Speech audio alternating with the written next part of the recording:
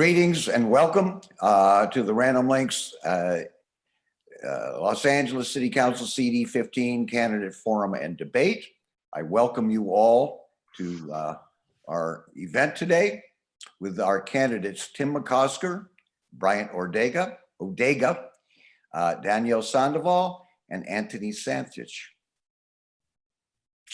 This event is being sponsored today by the City Lights Gateway Foundation and our community supporters of the Harbor Gateway North Neighborhood Council and the Athens on the Hill Community Association. Before we get started with our introductions, I would like to welcome you all. My name is James Preston Allen, publisher of Random Links News, and I welcome you to this virtual debate and forum. And I have to apologize for yet one more Zoom event, as we've all become wary of being socially distanced over the past few years. Yet, in some ways, this virtual forum has allowed us to gather here together in ways heretofore was unprecedented, and to be able to record this debate for those who are not in attendance to view at a later time. As I said, this recording event will be posted next week on randomlinksnews.com. And I would like to thank all of the Random Links staff and volunteers who have helped put this together. So I thank you for attending, and I ask you to sit back, for we have an engaging set of questions that have been culled from several dozen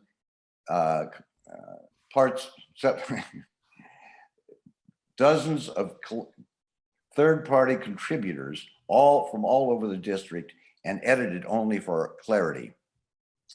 Now, it has been said that all politics is local, and you can't get much more local than a city council race. And in these times when democracy is being challenged both at home and abroad, I feel that it is the duty of this newspaper to promote and support the broadest example of political free speech as possible. It is the job of these candidates to explore the answers to the questions posed today, to disagree with each other when warranted, to do so, take notes, and challenge each other so that the voting public can distinguish your true positions that differentiate you from each other. Furthermore, as leaders of our community, it is expected that you lead with civility in your disagreements to show that we can all have a civic public debate without becoming uncivil. And I thank you for attending today, and I thank the candidates for their truthful and honest responses to the questions. First, I would like to introduce the candidates. Tim McOsker. Can you move him up a little bit? Let me move him up. A businessman and nonprofit director, well known in the San Pedro community, who has deep roots in San Pedro. The next, Bryant Odega, comes from the Harbor Gateway, Harbor City area. He is a educator and a community organizer. Danielle Sandoval, entrepreneur and community leader who has had a business in San Pedro for a while and has been working on neighborhood councils. And then last but not least, Anthony Santich is a community advocate and businessman who has been in the community for many years, born and raised. And I invite you all to our neighborhood council meeting. Thank you all for being here. Up first, let's have the first question. For more election information, visit randomlinksnews.com, and we will have this recording posted by the beginning of next week, and we will have more on this election and other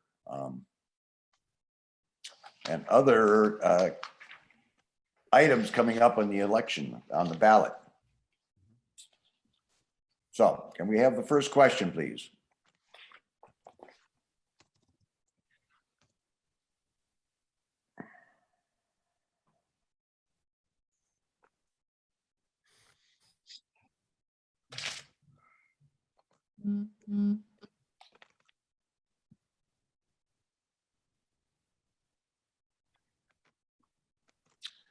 Okay, I'll get 15 questions.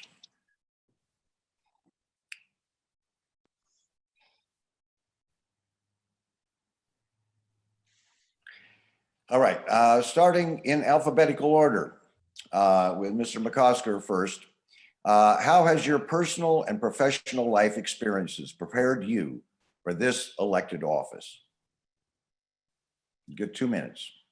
Thank you, James, and the Random Lengths team. Really appreciate the opportunity to be here today. And thank you to all the partners who brought this on. So I was born and raised here in the Harbor area, a lifetime of experiences here in the district. And I came from a family where public service was of paramount importance. My father was an LA City firefighter. My 2 older brothers were firefighters. My sister was an emergency nurse. My life took me to law school, and my form of public service getting out of law school was to go into city attorney work. I represented a number of cities around LA County, large and small, and then got to know Jim Hahn. And Jim Hahn, who was the city attorney of Los Angeles, brought me in to be his chief deputy city attorney, which gave me a great deal of experience with Los Angeles. It was during that time that we actually worked on and implemented the new charter, the charter that we're under today, which new is 20 years now. And then when Jim Hahn became mayor, he brought me over to be his chief of staff, which gave me the experience of moving from lawyer for the jurisdiction to the management experience for the city of Los Angeles and all of the complications and opportunities that the city faces. When I went back out into private practice, it gave me an opportunity to work with private folks who are before the government. And then I went over to be most recently the CEO of Altasea at the Port of Los Angeles. And that gave me an opportunity to be a partner with members of the city family in bringing forward a development project. So all of these experiences growing up here, living here my entire life, working in different roles near the city and around the city have given me the experience of this 360-degree view of Los Angeles. And these great opportunities, which are blessings, also require of me to give back to Los Angeles. And so at this time in my life, it makes sense to serve the people as city councilman. Thank you, James. Okay, next up, Mr. Odega, I believe. Yeah, so thank you, James. Thank you, everyone. It's a pleasure to be here with all of y'all. And with also, our colleagues are also running for District 15. So my experiences are rooted in my life experience. I'm a proud son of immigrants from Nigeria. Mom's a nurse, dad's a taxi cab driver. But when I was 7, ICE took my father and he was forced to leave the country. And so I grew up working class still to this day. I know what it feels like to, to have to work multiple jobs and still feel like you're barely making ends meet. I've worked part-time, multiple jobs throughout high school and college. As a educator, I've worked with the Boys and Girls Clubs and also at Hearts Academy at Narbonne, teaching folks from elementary to high school. And from that experience, I know personally, professionally, the impact our government can have when we do invest in our youth, but also the consequences when we don't, when programming is limited, and we see the disparities, especially in communities that have been historically and presently underinvested in.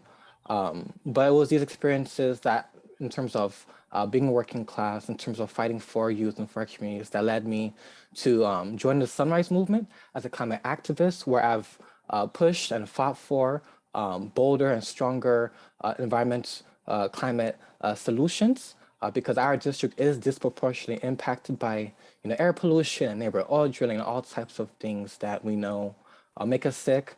I live next door to 2 warehouses in particular and a factory, and I have relatives with asthma. And so those are the type of experiences that inform my politics.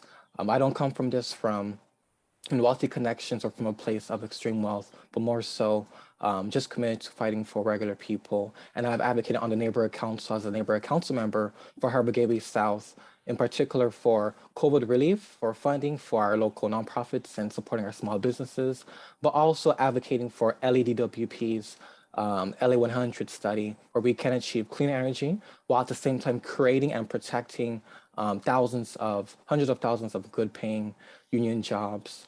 And so I feel like these experiences have prepared me for office because, our district is a working class district and we don't have any working class council members in Los Angeles. And I think it is that lack of lived experiences that has led to, the crisis we see today, from housing to the environment and to jobs as well. And so I'm, 100% corporate free. I'm not in the pockets of any developers or lobbyists. And I think that experience makes me the best candidate for the scene. Great, thank you. Next up is Danielle Sandoval. Miguel, can you unmute the candidates as they speak if they ever having trouble? Sure thing. Thank you. I just would like to ask, how much time are we being allocated? 2 minutes. Okay, thank you. So my name is Danielle Sandoval, and I'm a mother, as mentioned earlier, entrepreneur, and a community leader. I have over a decade of advocacy experience where I have held City Hall accountable and pushed for more transparencies during my role as a neighborhood council president, treasurer, still current budget advocate. And I am running because I am the voice. I'm the voice who has proven to lift the voices of those who has been left behind in the decision-making process. We deserve better. A leader who will fight for equitable services throughout the district, especially in the underserved communities of color. I grew up in Los Angeles and my family faced social, racial, and economic injustices, which have shaped my upbringing. I spent 20 years working in the hospitality industry and retail industry. I personally know what it is and what it's like to live paycheck to paycheck, especially after experiencing homelessness due to that my son's father was killed and murdered in the streets of Los Angeles, and trying to navigate the government and all of the red tape that you have to endure just to get housing or to get food.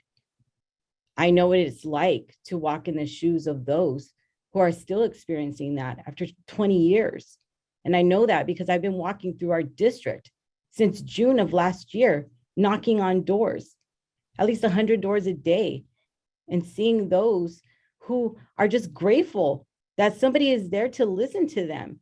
And it's not only in Watts, San Pedro, Harbor City, and the Gateway in Wilmington, it's throughout the city of Los Angeles. So not only will I be the voice of the community in our district, I'll be an advocate and another voice on city council to help those in other districts that also feel the same way due to the status quo and the business as usual and the non-transparency and no advocacy.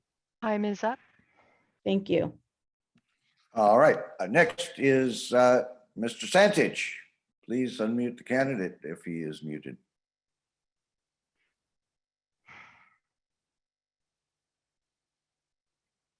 Miguel? Yes, he should unmute. I'm asking him to unmute. Yep, we're good. Are we good? You're good. Let's go. Okay. 2 minutes. Okay, hi, my name is Anthony Samtich. I live in San Pedro with my wife, Nina. We have 3 adult children, Anthony, Robert, and Juliana. My family has a 100-year history in the harbor area. We coming from Ischia, Italy, and Brač, Croatia, as fishermen and cannery workers. I grew up next to Mary Star of the Sea Church. We had 25 relatives on the same block, and usually 12 to 15 people at dinner every night. So my dad was senior class president of San Pedro High in 1955, and 24 years later, I came along and was class president of San Pedro High senior class in 1979. I tell you this so you know I have deep roots in the harbor. I volunteered in the community for most of my adult life. I've been on the boards of the Chamber of Commerce, both Wilmington and San Pedro, Pulla High, Harbor Area Boys and Girls Club, and a half a dozen others. I was one of the founders of the San Pedro High Wilmington NAACP in 2015. That same year, I also became a sworn officer for ICAC. That's Internet Crimes Against Children, a program dedicated to capturing and locking up pedophiles and distributors of childhood pornography. I can change this district for the better. That's why I think I'm running, because I think I'm uniquely qualified. I have 20 years of experience in the community in the Port of Los Angeles as a marketing manager, and 13 years of documented success as an executive of one of the largest marine terminaling companies in the world. I think I bring insight, ability, and a plan for 10 meaningful seconds. change. And I will fight. I'll fight the establishment. I'll be that guy. I'll be the weed out corruption, and I'll be able to make my office ground zero for accountability and common sense. And that's why I'm running. Thank you. Okay, next question, please. This category is about constituent services and council office staff communications. The council office communications and constituent services to all the communities in the district have been uneven, especially in places like Watts, Harbor Gateway, Harbor City, Harbor Gateway North, and these communities have been neglected or ignored.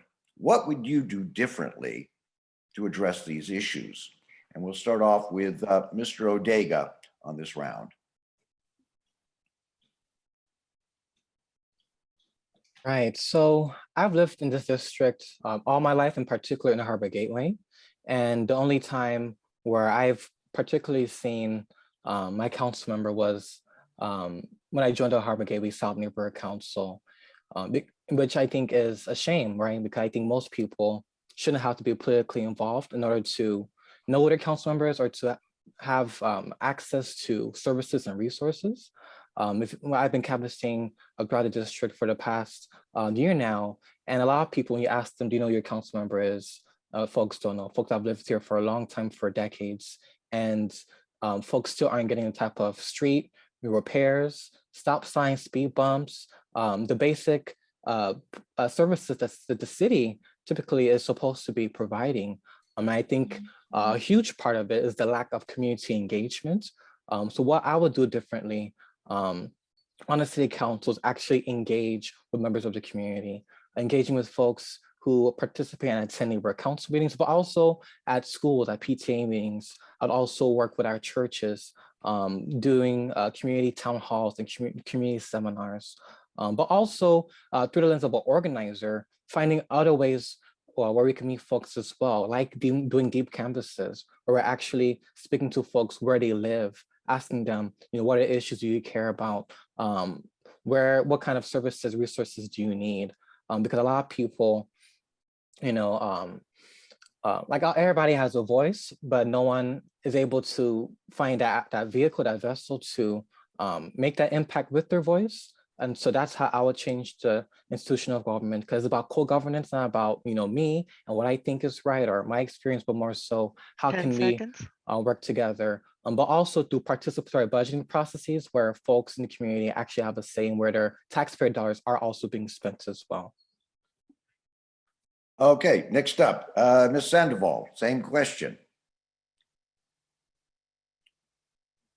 Thank you. I'm actually the only candidate that has been doing this for almost a decade. And I actually got involved because of the neglect and the services that I requested from the city. And I was told that there wasn't money there in our budget to actually do it. Throughout the district, it is unequal of who's getting street sweeping, who's getting their trash picked up and whatnot. That is a part of 311 and the outreach that it stems from our council office and the constituent services staffer that's there within the office. Yes, I will be reaching out to our community, and I have been doing that. But another part of it is also the non-communication and the services that are being requested of by the departments, and the money and the staffing and the time. So there also is bottlenecks within our city's departments. And a lot of you on this call today, I've been speaking about it for 6 years now through Budget Advocates and how to release those bottlenecks and what we need to do. So I already know what needs to be done in order to do that and get the services that we need in our communities, as well as doing the outreach. And I will be doing that, and I'll continue to do it. The only difference now is that I will actually be effective, and there actually will be action this time. And I won't have to work through a third party in order to get the services into our communities. Thank you. Let's see here. Mr. Santich, you're up.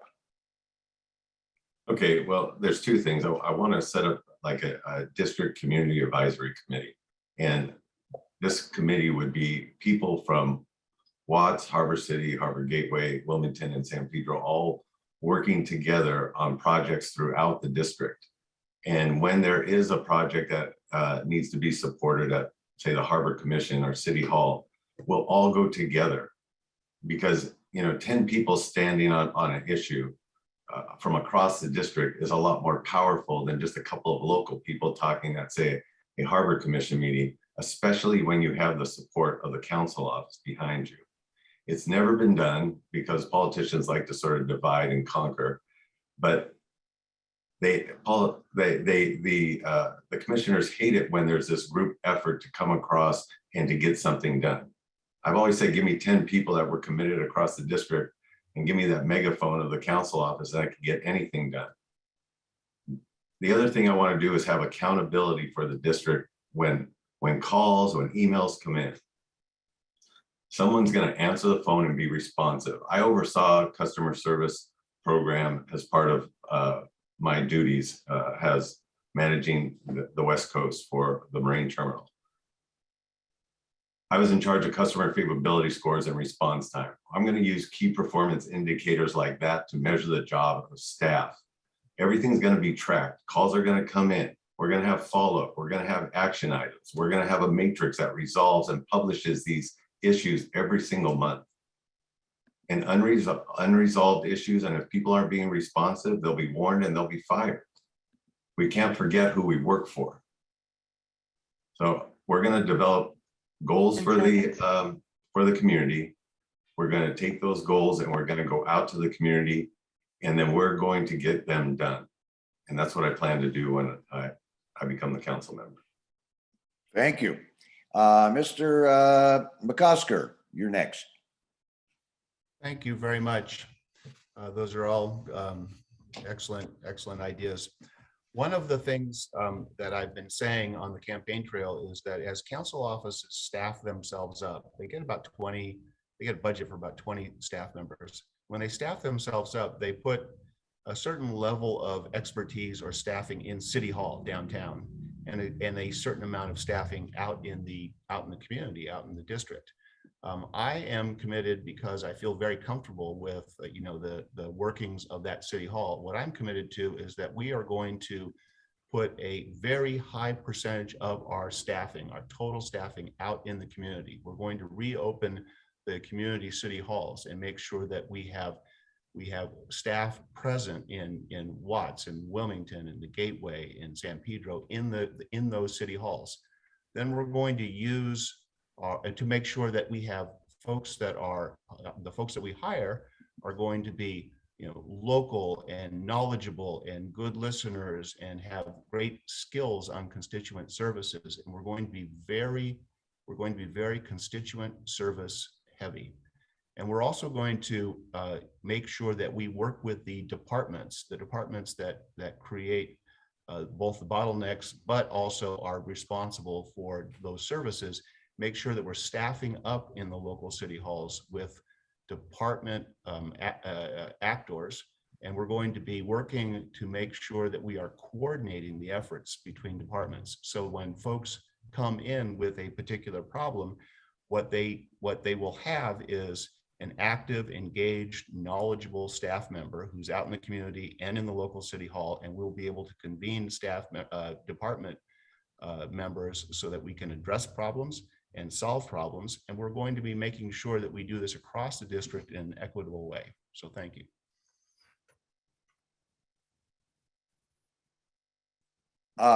Next up is Mr. Odega.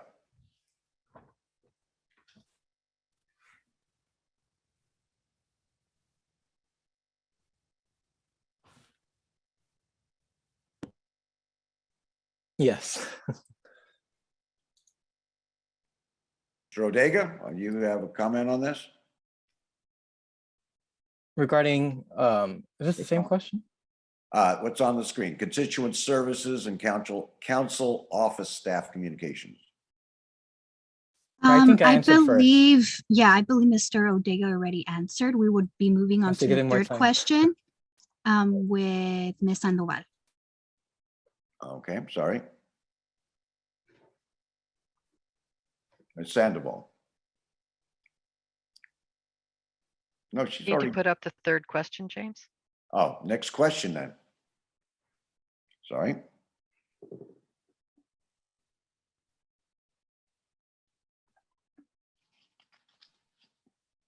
Do you want to read the question or shall I read it? What is your stance on this, on the relationship between neighborhood councils and the city council office and the neighborhood councils and the city?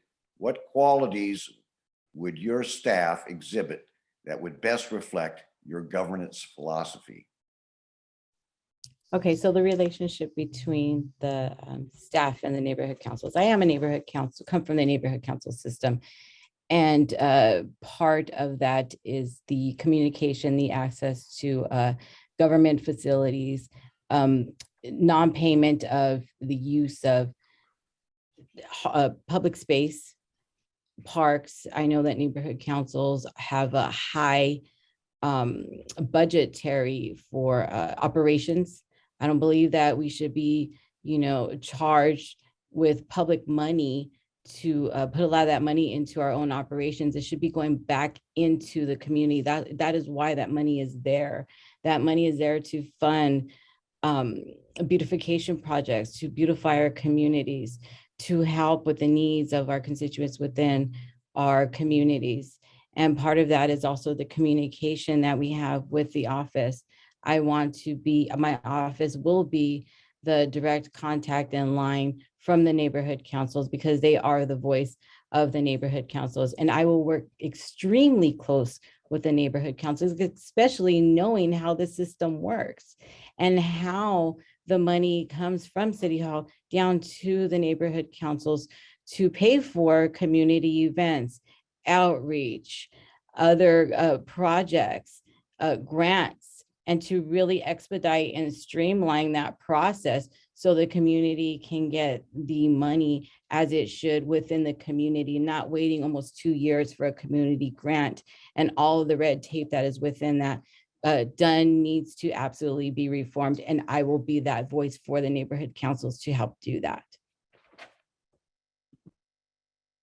Thank you. Mr. Santich, you may begin. Okay, well, I think my number one philosophy is going to be listening to people and then to have accountability. So the neighborhood councils, the city council, everyone needs to have accountability to the people. I do think that the neighborhood councils need a bit of a larger budget. I remember when we first started neighborhood councils, I think the budget was $50,000 and it's been continually cut over the last 20 years. I don't know how that works or how that is effective.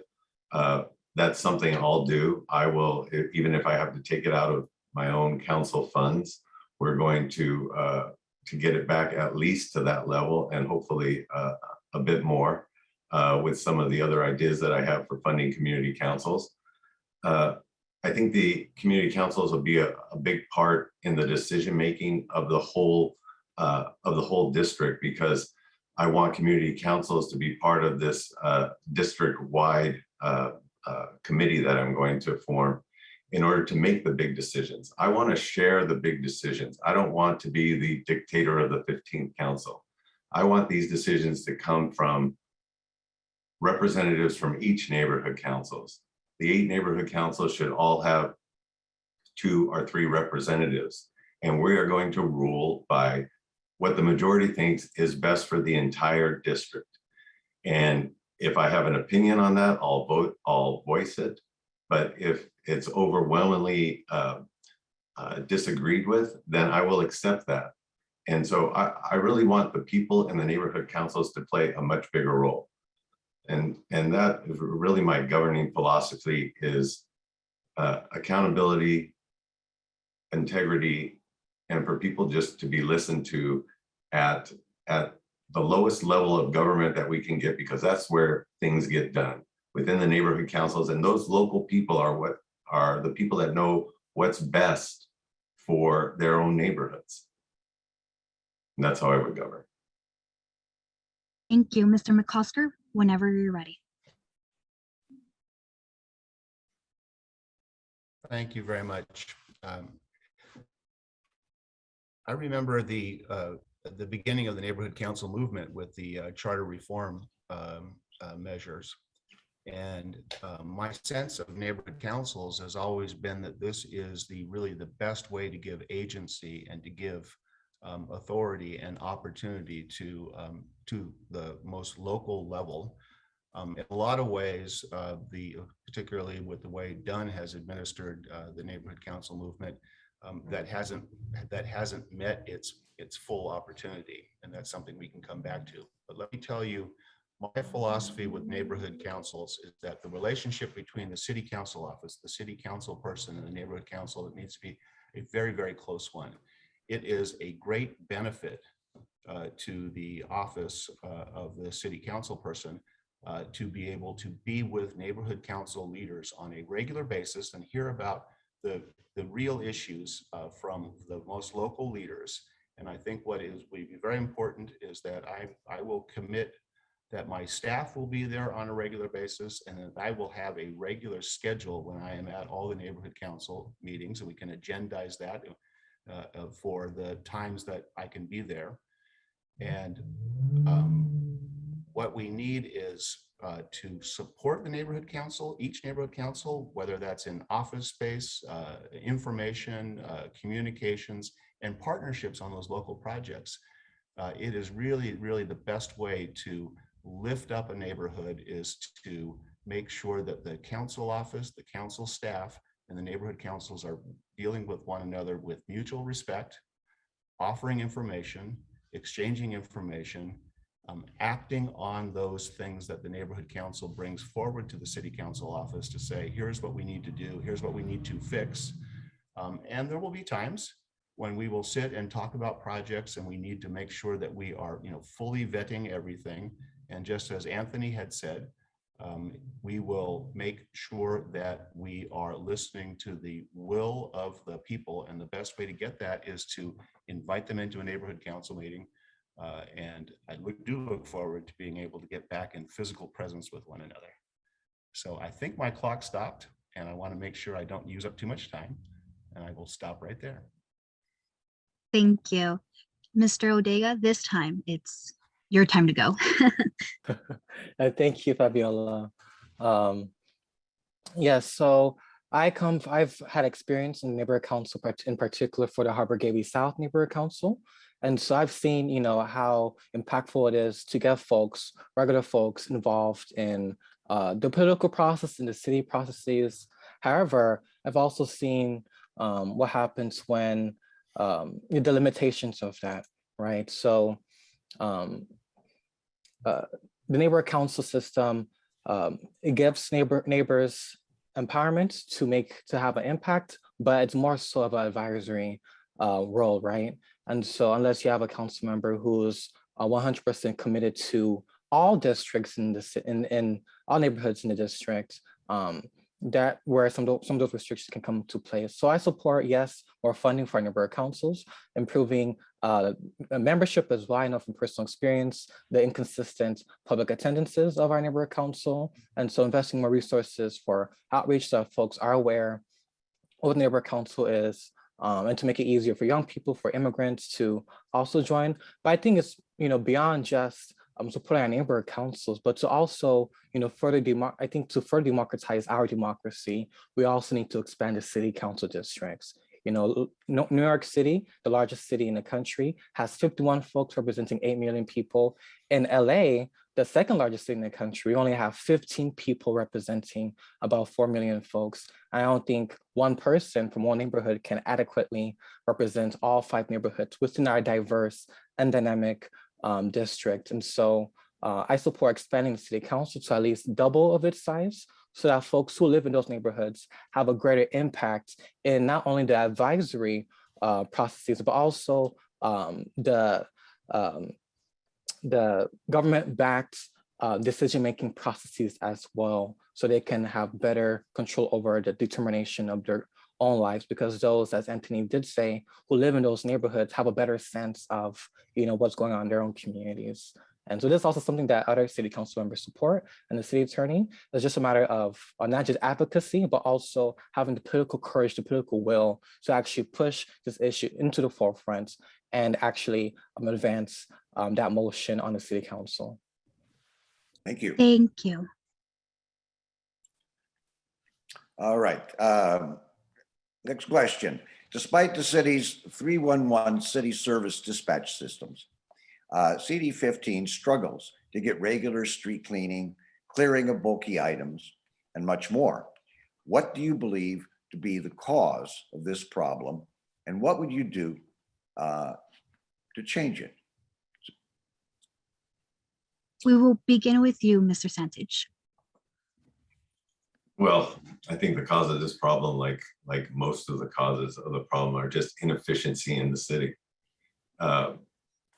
I would change it by taking it, again, an ownership of the problem, and really just do it by district basis.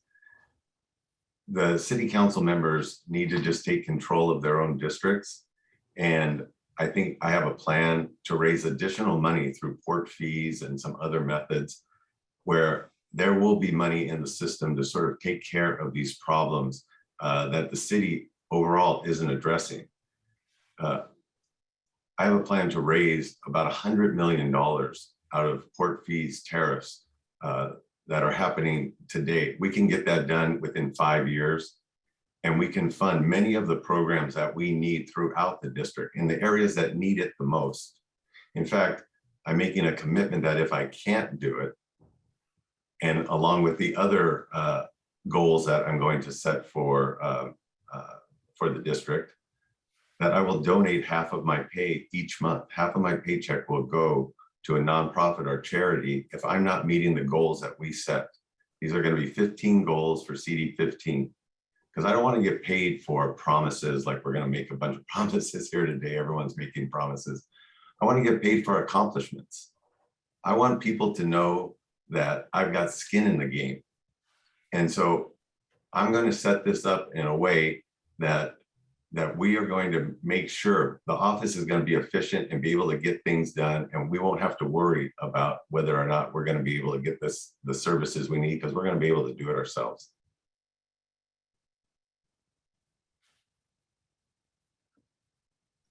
Thank you. Mr. McCosker, whenever you're ready. Thank you very much. We probably have at least 3 things going on here. One is the city council is responsible for setting budget priorities, and having streets clean and clear of bulky items is a high priority for our district. And so we are going to need to make sure that we fund enough of the services so that we can keep our streets cleaned and we can clear bulky items and be responsive on the 311 system. I also agree, secondly, that there are inefficiencies in the system. 311 can be made more efficient, And we can also have the dispatch or the sending out of the services be far more efficient. Third, I think we need greater enforcement on illegal dumping. We know that throughout our district, but particularly through the gateway, adjacent to the underpasses, to the freeway, we have just a terrible problem with illegal dumping. And what we need to do is we need to revise our enforcement mechanism and make sure that we have, whether it's cameras on the Caltrans property, and increase our fines and create a system where we have create some positions so that we are actually doing really aggressive enforcement against illegal dumping, because it is outside folks typically, as many of us on this call have done some of these cleanups in the community. It's typically a contractor or an outside person who is illegally dumping material in our community. And what we need to do is make sure that the fine is so severe that it stops 10 happening seconds. with that prevalence. And then we also need to make sure that we fund our regular cleaning activities. So thank you. This is a very important issue for our district. Thank you. Mr. Odega? So I think the cause of this problem is multifold, right? So part of it is the fact that there are cuts made during this pandemic, in part by the city's employee buyout program, which was approved by our city leaders last year, in an attempt to close this massive budget shortfall, but only 40 to 45% of city streets are even swept regularly under this current system. So we currently have a broken system when it comes to city services, when it comes to 311 city service dispatch systems. I think another part of why we have this problem is also due to our broken budgeting processes. But before I get to that, I also want to mention that, yes, we do need to do all we can to curb illegal dumping, because whether you live in Harbor Gateway or in St. Pedro, that's also an issue that I've heard and I've personally been affected by. But I do think this is more so a city problem. The city has failed to invest in city services. So I think punishing working class people with huge, massive fines, I don't think would be the most effective or most equitable response to this problem. We also need to reprioritize our budgeting processes as well. Our budgeting process is also broken. The mayor typically proposes his budget, and the city council typically rubber stamps without having an actual deep budgeting process beyond budget advocacy. So we need to have a participatory budgeting process where regular folks are actually the ones who are saying where their taxpayer dollars are being spent, not elected officials. And from there, through consensus, through community input, we can make better funding priorities, like reallocating some funds from other departments like LAPD, which takes half of our city's budget already, and putting some of those dollars, not all of it, just some, into street services, so that we can have more street service workers on the ground who are also being paid a living wage, so we also 10 don't seconds. experience the turnover rate that we're currently seeing across our city departments. Thank you. Ms. Sandoval? Thank you. So I appreciate all the candidates for assuming, or what they probably think is what is going on, and what they would like to do. But let me answer the question, not what I believe, what I know, because this is an issue that I've been working on for a very long time. So number one is wasteful spending within our city departments. And number two, it's not equitable. Our services are not equitable throughout the district. Why? Because our staffing, we don't have enough staff in LA San. We don't have the budgetary expense to do it. We need more trucks that are electric trucks as well. We need the infrastructure, but most importantly, we need the employees and we need the staff. Why do we have less staff? Because LADWP is purging off of our city. They're purging off of LA San because they pay 20% more than the department. I have personally spoken to our former general manager who said the reason why we can't get out there in a timely manner or do the bulky item pickup is because of the staff that is needed to also receive those tickets from 311. So the communication from 311 to LA San needs to be fixed. When you submit something through 311, it automatically says that they have taken care of it. What's actually happening is they're sending it to the departments where it belongs to, and it's not actually being resolved. So we need to streamline a better system. Another part of that is the illegal dumping. I have advocated for more fines. At one time, it was $500 to dump in the city of LA. They raised it to 1,000, but in 15 the seconds. county, it's 10,000. So because I already know all of these things that are being done, they will be fixed. And it's an easy fix that we can do. It's more money within our city departments and stop the wasteful spending as well in order to get the services that we need. Next question. This category includes some of the most difficult issues that the city is facing and has faced for the last decade and a half: homelessness, housing and development, and public safety in CD 15. We'll start off with this question. What differentiates you from the current councilman as it pertains to the homeless crisis, and how would you handle it differently?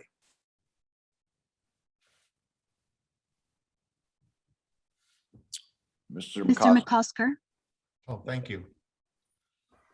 So the homelessness crisis is the sort of the crisis of our time. It is an existential crisis. And what the city has done over time is it has vacillated or oscillated between different ways to address the problem. I think what we need to do is we need to have a consistent, focused, coherent policy citywide. I would work with the mayor's office. I would work with the county. I would work to make sure that what we are doing is addressing the entire continuum of care. We need, while shelter, temporary shelter is not the answer. We do sadly need temporary shelter. What we need to do is make sure we are moving folks from temporary shelter to transitional housing with services. We need to make sure that what we haven't done well is work well with the county to get services out in the field. So we're moving folks from the street to temporary shelter, and then working with wrapping services around folks to make sure that we get them into transitional housing, getting them into permanent supportive housing. We need to make sure that it is not one size fits all, that we are coming up with creative ways to adaptively reuse existing structures, to do a lot of new building, to make sure that we efficiently use the HHH dollars, and that we're partnering those with the H dollars at the county to create this continuum where we're moving folks from bed to bed to bed. And that means from shelter to transitional housing to permanent supportive housing. And then having at the end of this continuum, affordable housing so that we keep folks in housing and so that the next generation can afford to live here. So it's a consistent and focus on a continuum of care and not just one solution at a time. Thank you. Mr. Odega, whenever you're ready. So what differentiates me from the current council member? Well, also I'd say from the other candidates as well. So I'm a renter. I'm a lifelong renter. I know what it feels like to live in uncontrolled apartment housing and the housing instability when I no longer have that.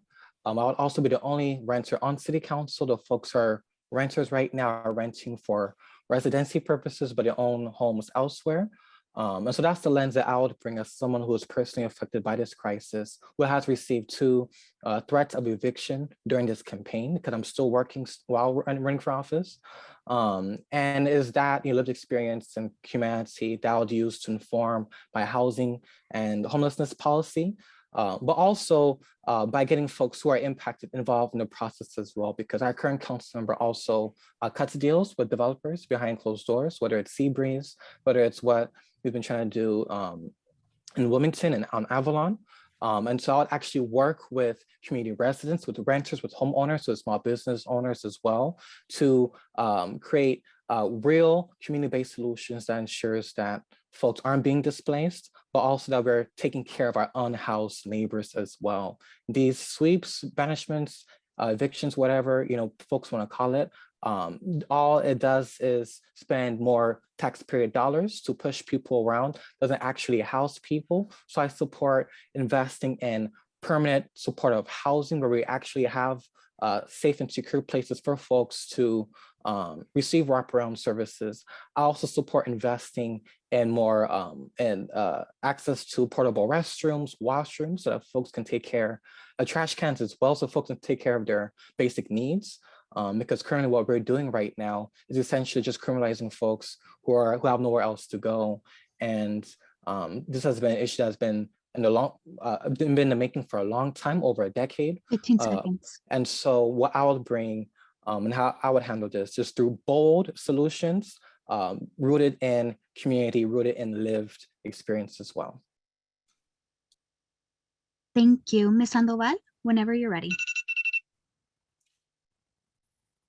Thank you. So the first question, what differentiates me from the councilman? Number one, I'm not going to criminalize homelessness. I was homeless at one time, and I don't support 4118 because I did live in my car with my son when he was 4 years old. If that was today, I would be in jail. So that's what makes me different. Number two, because I'm going to take action. We're going to actually solve this crisis. The answer isn't moving people from here to there. That only benefits the nonprofits and the people managing these sites and their staffers that are in there. People want homes and they want services. They want action. They want to go through the rapid rehouse system, not through the county back to the city and using all of these tax dollars. If we're actually paying attention, the Triple H funds are done. They're gone. We said yes, yes, we did. And now they need to be held accountable for where that money went, because I don't see anything. All I see is a double and tripling of those who are homeless. And now we're saying, what are we going to do? What's different? Let's start, putting up all of these shelters. We don't need more shelters. That's temporary. We need to stop with temporary solutions. They do not suffice those with disabilities, which nobody has mentioned. People with disabilities are not being accepted into the temporary housing. I know this because I'm working with the advocates and I'm speaking to them. They are not also receiving mental health services. We like to say they don't accept services, but how can they accept services when they don't even know where they are? They're self-medicating, and drug dealers are out there benefiting off of that. The solution is working with people who understands, those who have walked in those shoes and knows what they need. Thank you. Thank you, Mr. Santich. You're up next. Okay. Yeah, this is the problem of our time. And I think we need urgency, compassion, and commitment to solve this homeless problem. We need to get the people off the streets immediately, but we need to do it with compassion, and people are compassionate. There's always, whenever there's a ballot measure, people are giving more money to solve the homeless problem. But, you lose the public trust when, politicians allow developers to build at $700,000 for a single homeless unit. So we need a short-term and a long-term plan to get the unhoused off the streets. The navigation centers, the temporary housing, mental health, and drug facilities. But then we also have to have this long-term comprehensive plan, the permanent supportive housing, again, rehab centers, adaptive reuse of buildings to build those permanent houses, and laws that work for the community and the homeless.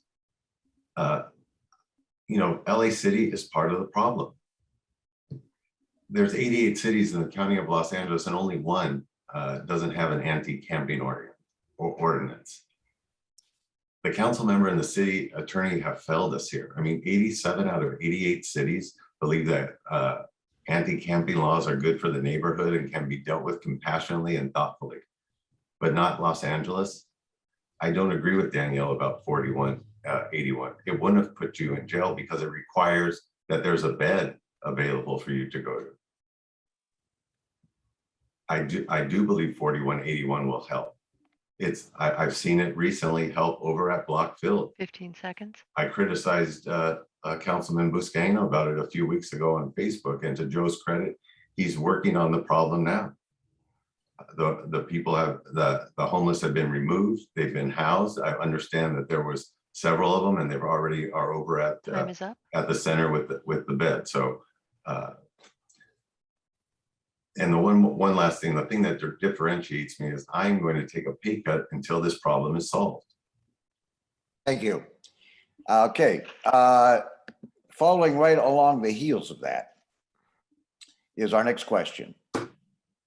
What is your stance on LA's municipal code, section 4118, not 81, D, which defines that nobody can sit, lie, or sleep on a street, sidewalk, or any other public location? The law was created to deal with individuals blocking or taking up public space in a certain area and possibly disturbing the peace.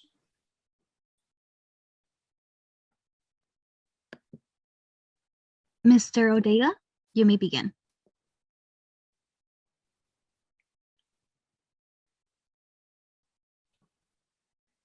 Thank you. So my stance on LA Municipal Code Section 4118 is that it is, first of all, I don't support it. We need to rescind this code. It essentially criminalizes folks for being homeless.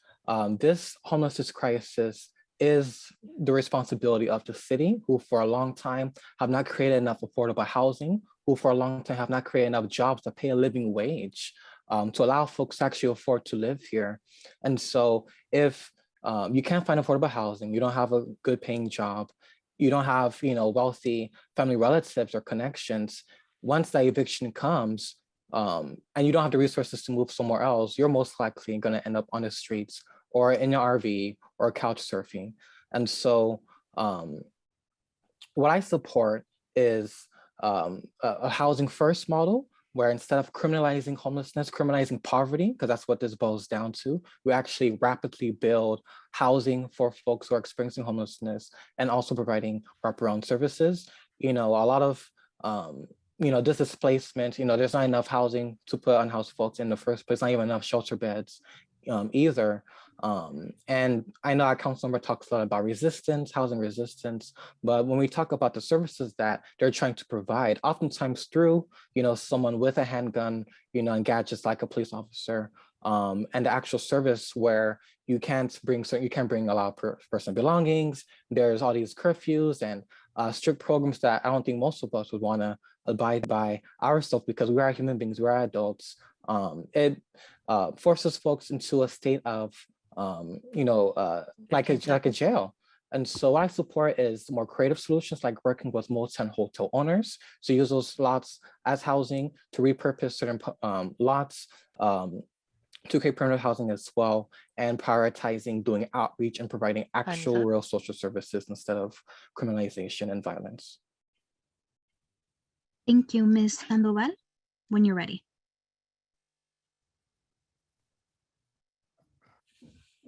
Thank you. I'm so glad that you actually put the ordinance up so people know what it is and what the definition is. So being the only one that actually experiences, I have lied, I have slept, not only in public spaces, but in my car, and trying to find dark places so I wouldn't be harassed or something, maybe, someone may injure me or my child because I was experiencing homelessness. And with this section, not everybody has a car, not everybody has an RV. And my grandmother actually walked in the streets with her children when she was homeless as well. I do not support 4118 because it's too broad, it's too generalized. And yes, it is enforced whenever there's shelter available. We don't have the shelters available, and we don't have the beds available for those. And that is the reason why now they're saying, well, we failed in providing the shelter and the services, so you can now no longer sleep in the streets and you need to go somewhere else. That's not the answer. And a part of that also is there is an abundance of police officers that are out there, but I spoke to our senior lead officers and they said that they still are allowed to sleep as long as the area is clean around them. There is miscommunications on what the laws are. And that is the reason why that they need to be readjusted, looked at again, and they should not have been approved without the 15 seconds. appropriate actions and also definitions of what it is. Thank you. Mr. Santich, you're up next. Okay, well, I will have to respectfully disagree with the two candidates before me, because I really do think that the ordinance 4118, it does address and helps us with a problem that's in the community. I mean, I was over at Block Field in San Pedro a day after opening day, and parents wouldn't park on the other side of the street because of all the homeless that were camping less than 50 feet from the ball field. And then you look out the other way and we have $1 billion of trade coming through Angels Gate every single day. Now, these two things shouldn't be happening in the same 1,000 feet. So we do need better solutions, but just letting people stay on the streets is not a better solution. Some of those people are a danger to themselves and to the community. Some of those people need to be in mental health facilities or in drug rehab programs. It's not compassionate to say, let's leave these people on the street. 87 out of 88 cities believe that some kind of anti-camping law can be thoughtful and compassionate and still deal with their homeless, but LA City doesn't. There has to be a better solution. All this does is give us a vehicle to put people in a better situation when there's an available bed. We're not talking about criminalizing homelessness. We're talking about finding a solution for it. And if we 15 won't seconds. stand up and admit that we need to do something, then we're never going to have a solution for it. Thank you. We will be moving on to the next question. I think I need to speak. Oh, I believe Mr. McCosker does need to speak. Please forgive me. No? Whenever you're ready. Thanks very much. I appreciate that. So I think we would all agree that no one ever should have to sleep on the street, ever. But the reality of our time is that we have a housing crisis, we have a drug crisis, we have a mental health crisis, we have economic disparity, and that has caused folks to be on the street. It's terrible. We need to do everything in our power, and we've talked about it in our last question, to get folks into behind a door. And I do think there is a very limited role for shelter because it's immediate, and I think we need to keep moving people on. I also think into more permanent solutions. What we have, though, is with the homeless crisis, we have created shelter. Here, I just want to give one example. We've created shelter of different types.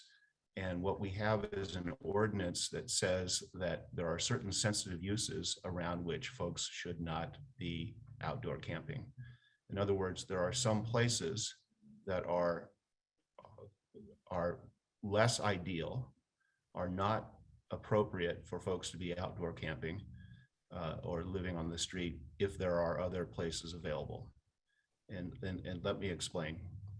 if someone is brave enough to come in and be in a shelter, I do believe that we need a clear zone around that shelter, because we need to wrap around that brave soul mental health services, all of the opportunity for them to be 15 able to seconds. stay in.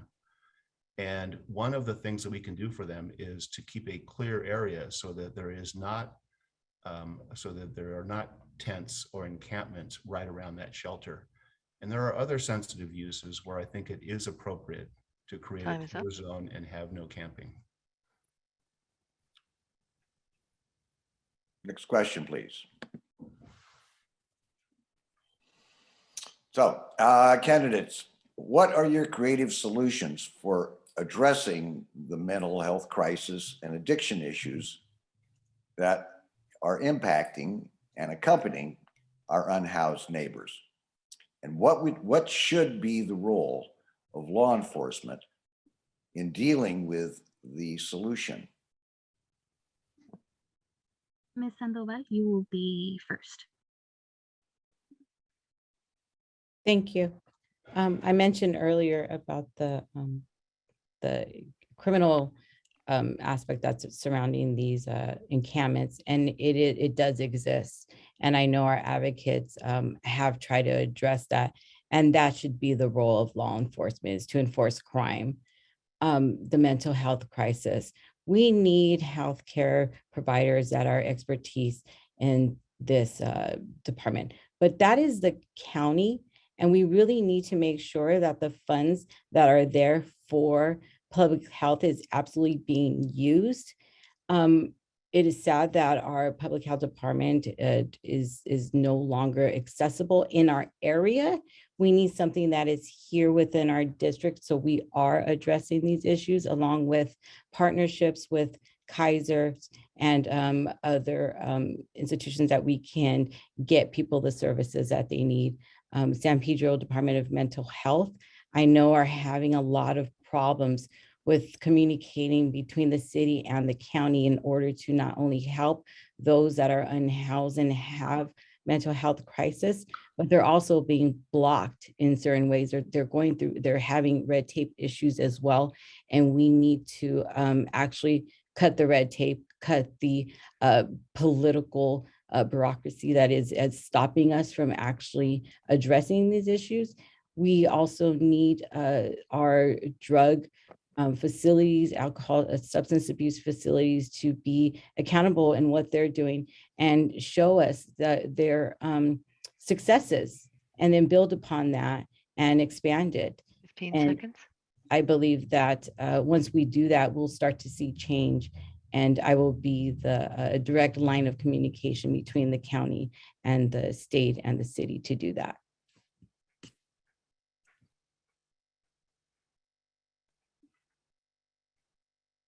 Sorry, Mr. Santich, you're up next. Oh. Well, I think law enforcement has a role, but I think it should be a very limited role. Again, enforcing crime prevention, and then at the very last moment, when they do have to come in and actually take people out of these encampments. But again, a very limited, very thoughtful and kind of compassionate role that they would play, more of a presence than anything else. But there's a program that was up in Eugene, Oregon, that was a crisis assistance helping out on the streets called the CAHOOTS program, if I got that acronym right. And they use specially trained workers for non-emergency calls, but they used them also to go out to homeless encampments and to talk to people, to try to get them into homes, to try to get them into programs. These were mental health workers, social workers, unarmed, unaccompanied professionals that know how to navigate those type of situations. And they reach out and they get people off of the streets. And I like what Tim said, behind the door. I think that is the most important thing. We need to get these people off the streets and behind the door. I'm going to use that from now on, Tim. I want you to know that. But That's where we need to be at. We need to have a very limited role for the police in these things, but we have to be actively working the encampments and encouraging mental health and drug abuse counselors 15 into seconds. those places. And then of course, enforce where there's criminal behavior. Thank you. Mr. McCosker, you're up next.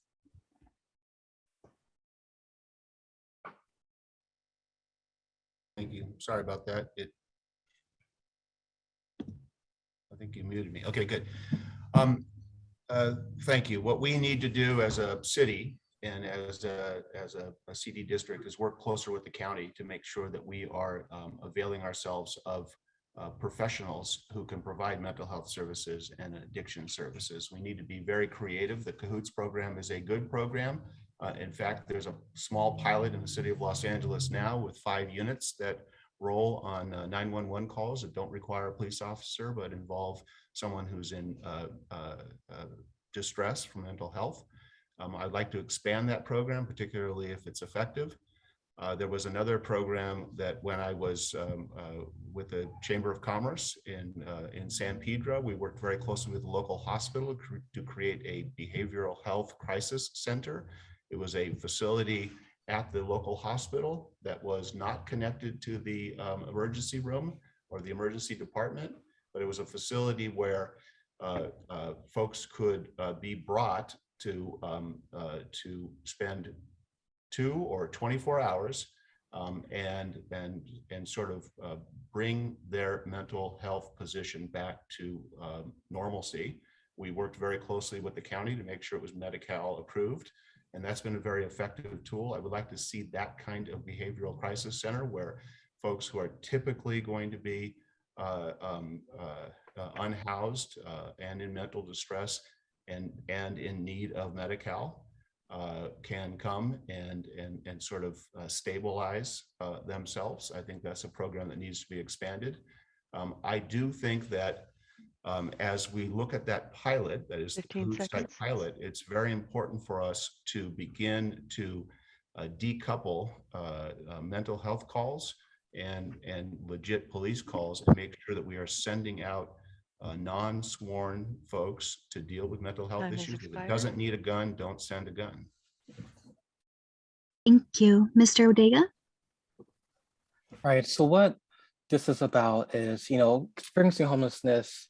It is, as someone who I've spoken at and spoken with unhoused residents at encampments throughout the district and speaking of Street Watch, understanding that this experience is a traumatic experience, which contributes even further to the mental health and addiction issues that folks desperation to cope with that experience, with that trauma.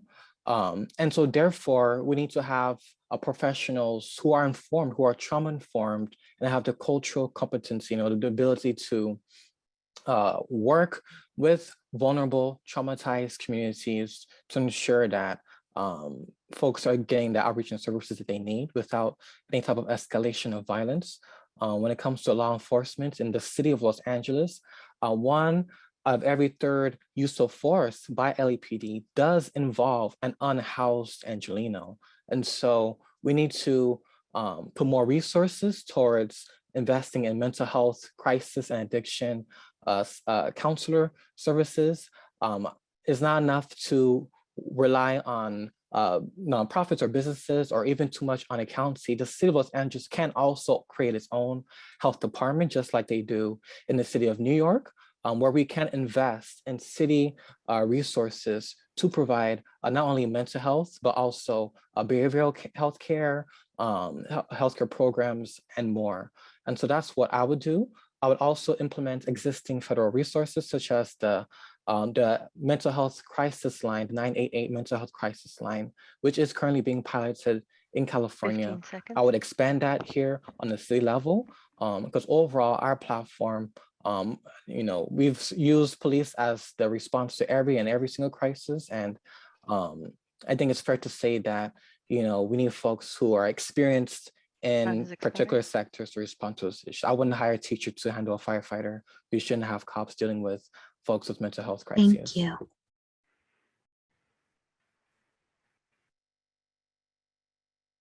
We will be moving on to the next question. Okay. If you were elected to the Los Angeles City Council, would you support, advocate on behalf of, or fight against a state constitutional amendment to shift control of local land use and zoning to local hands? We will begin with you, Mr. Santich.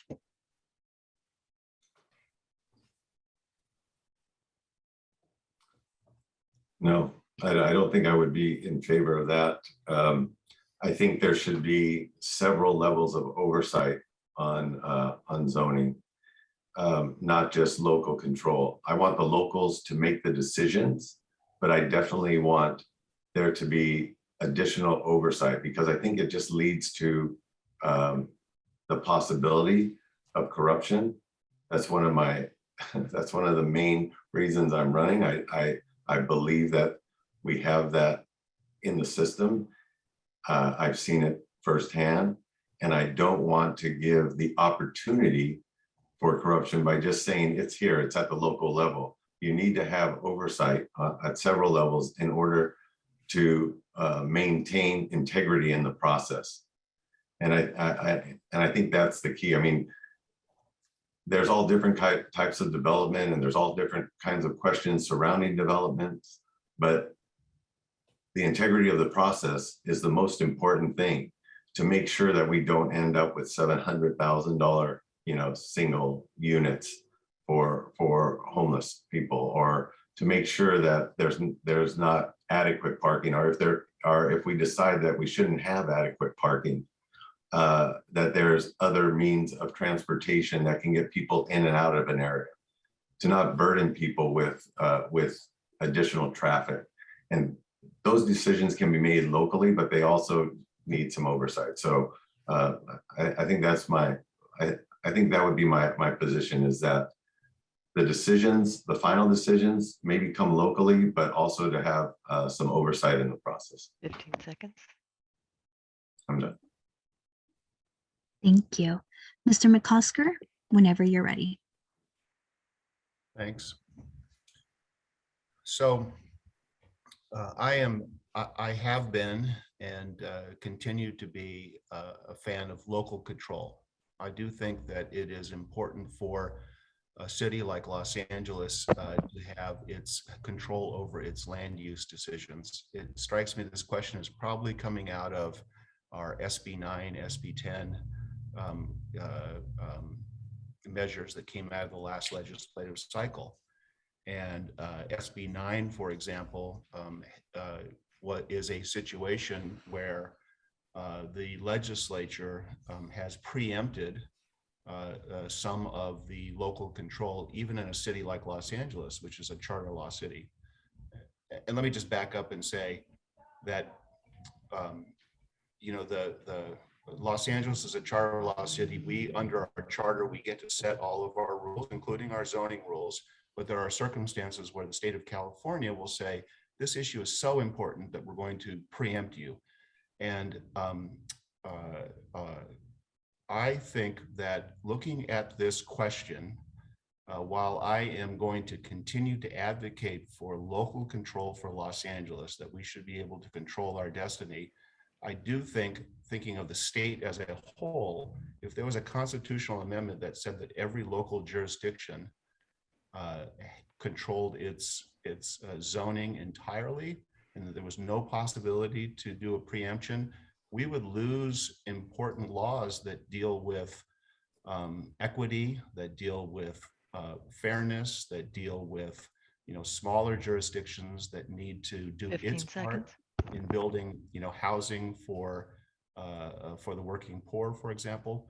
So this is a difficult one for me. I'm a local control advocate, but I do think there are circumstances that are so important. The public policy is so high It's expired. that we do need a state standard. Thank you. Mr. Odega, you're up next.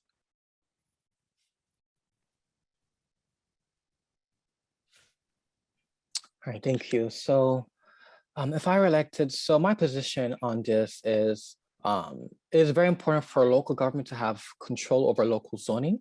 And I prefer that over having the state control, our local land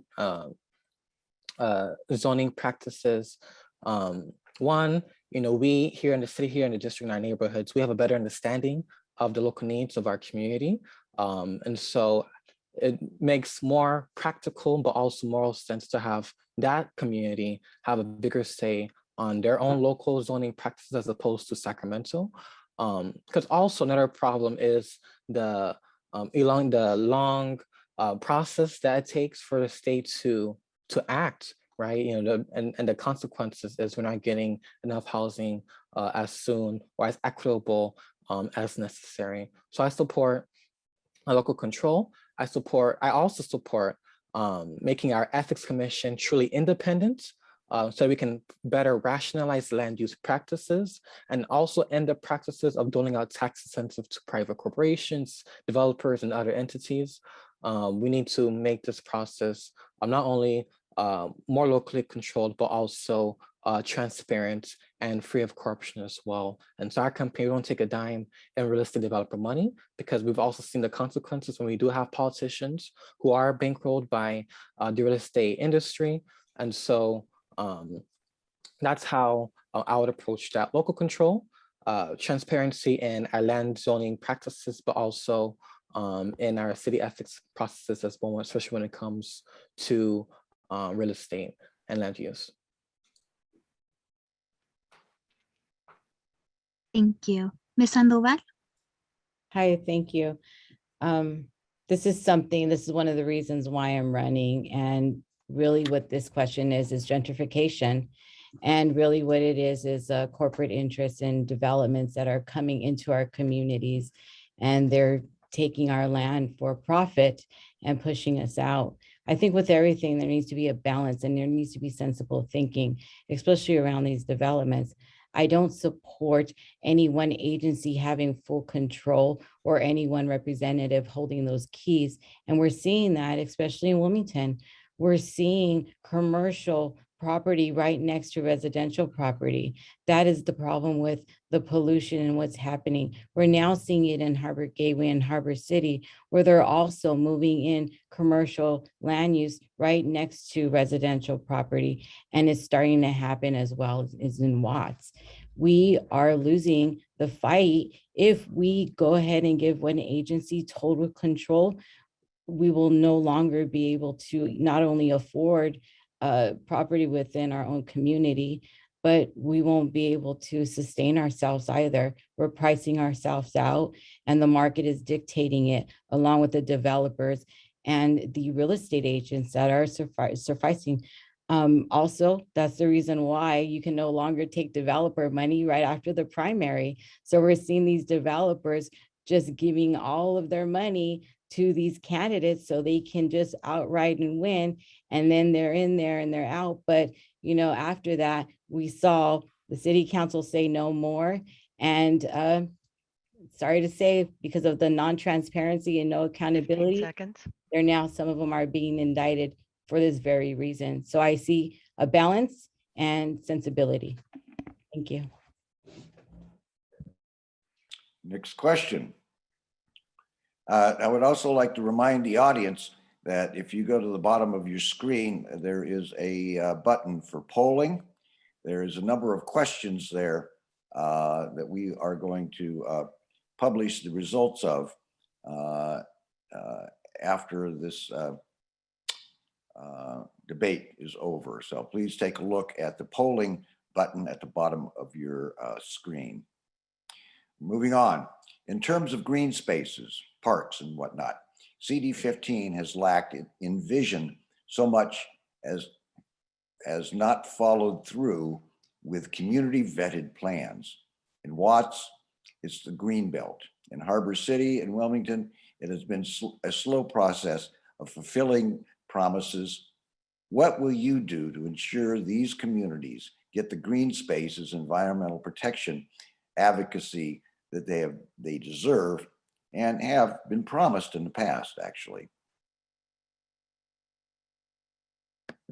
start with you, Mr. McCosker.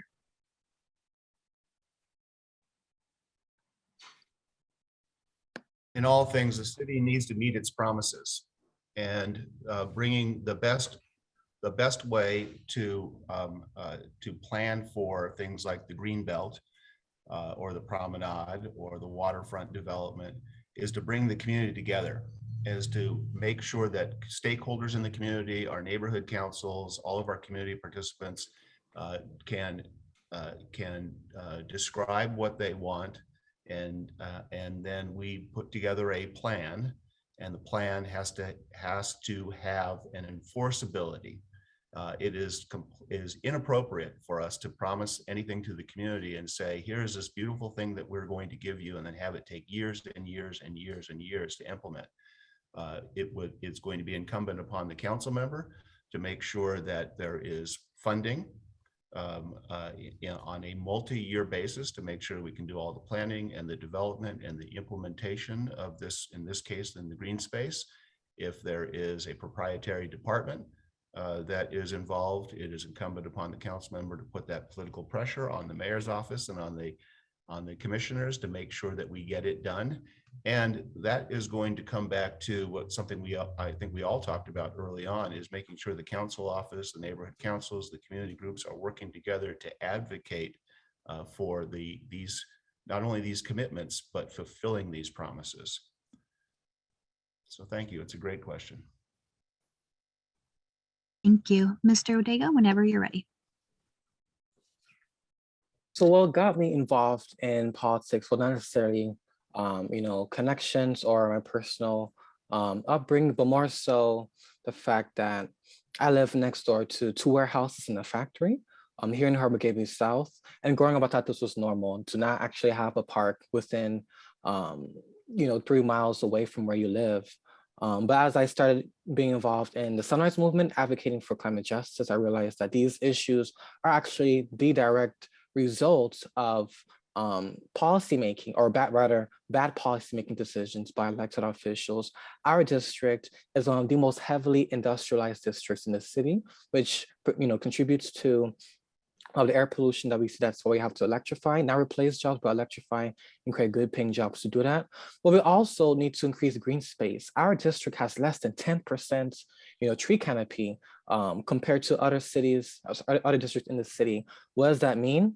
Well, when it's hot, in Los Angeles, it's really hot in our district, because we know that when we have green space, when we have trees, that helps cool the air, clean the air as well. And so I'll work with our community organizers and leaders and orgs like the Better Watts Initiative, like Communities for a Better Environment, who have endorsed our campaign, and other community-based organizations in our district to ensure that the work that they've been leading on in terms of getting that green space in Watts, in terms of getting more green spaces in places like Wilmington, that actually happens.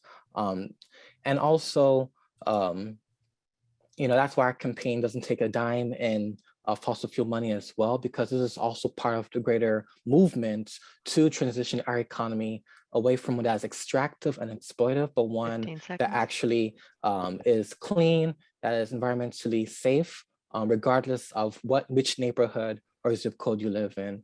And so that's what I would do to ensure that green space happens. Work with our community and be accountable 100% to the community as well. Thank you. Ms. Sandoval?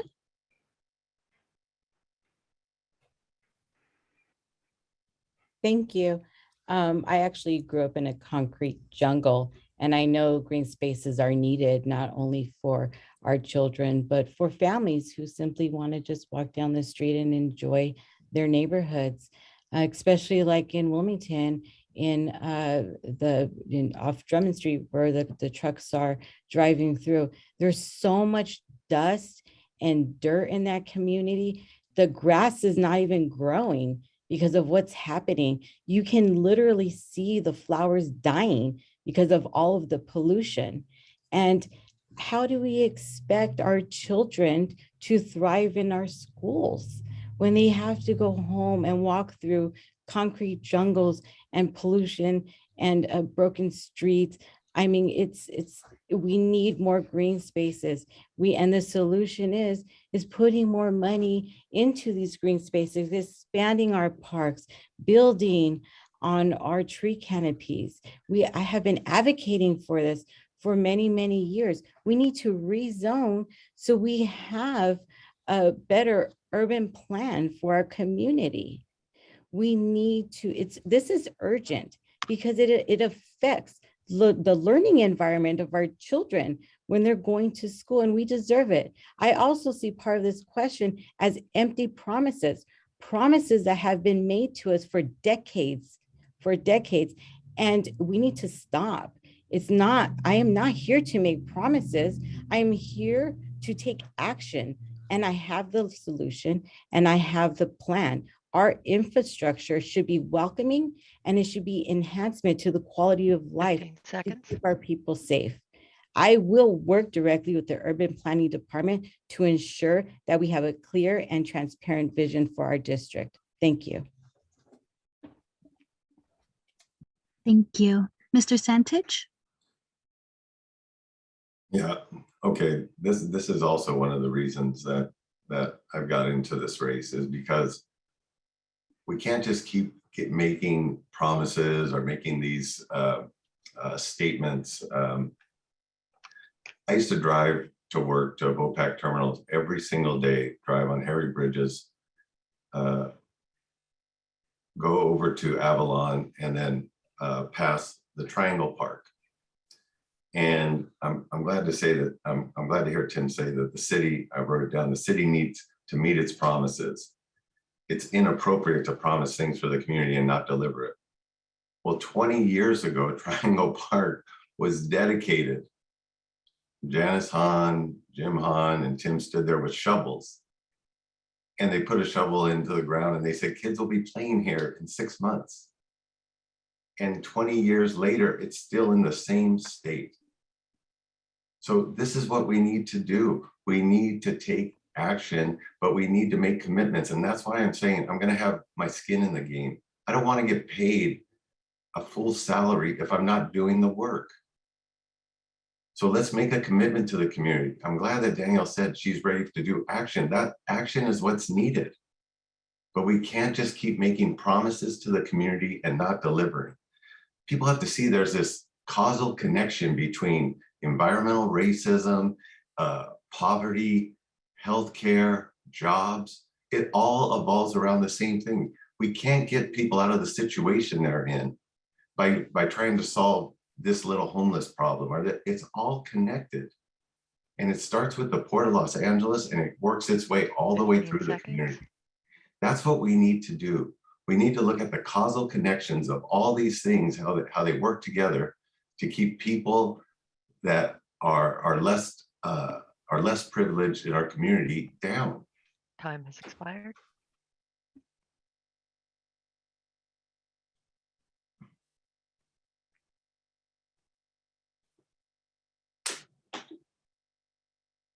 We're moving on to the next question.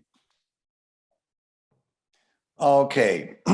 What is your plan to attract more anchor tenants, local jobs to CD 15, particularly in the Wilmington, Watts, Harbor City, and Harbor Gateway areas?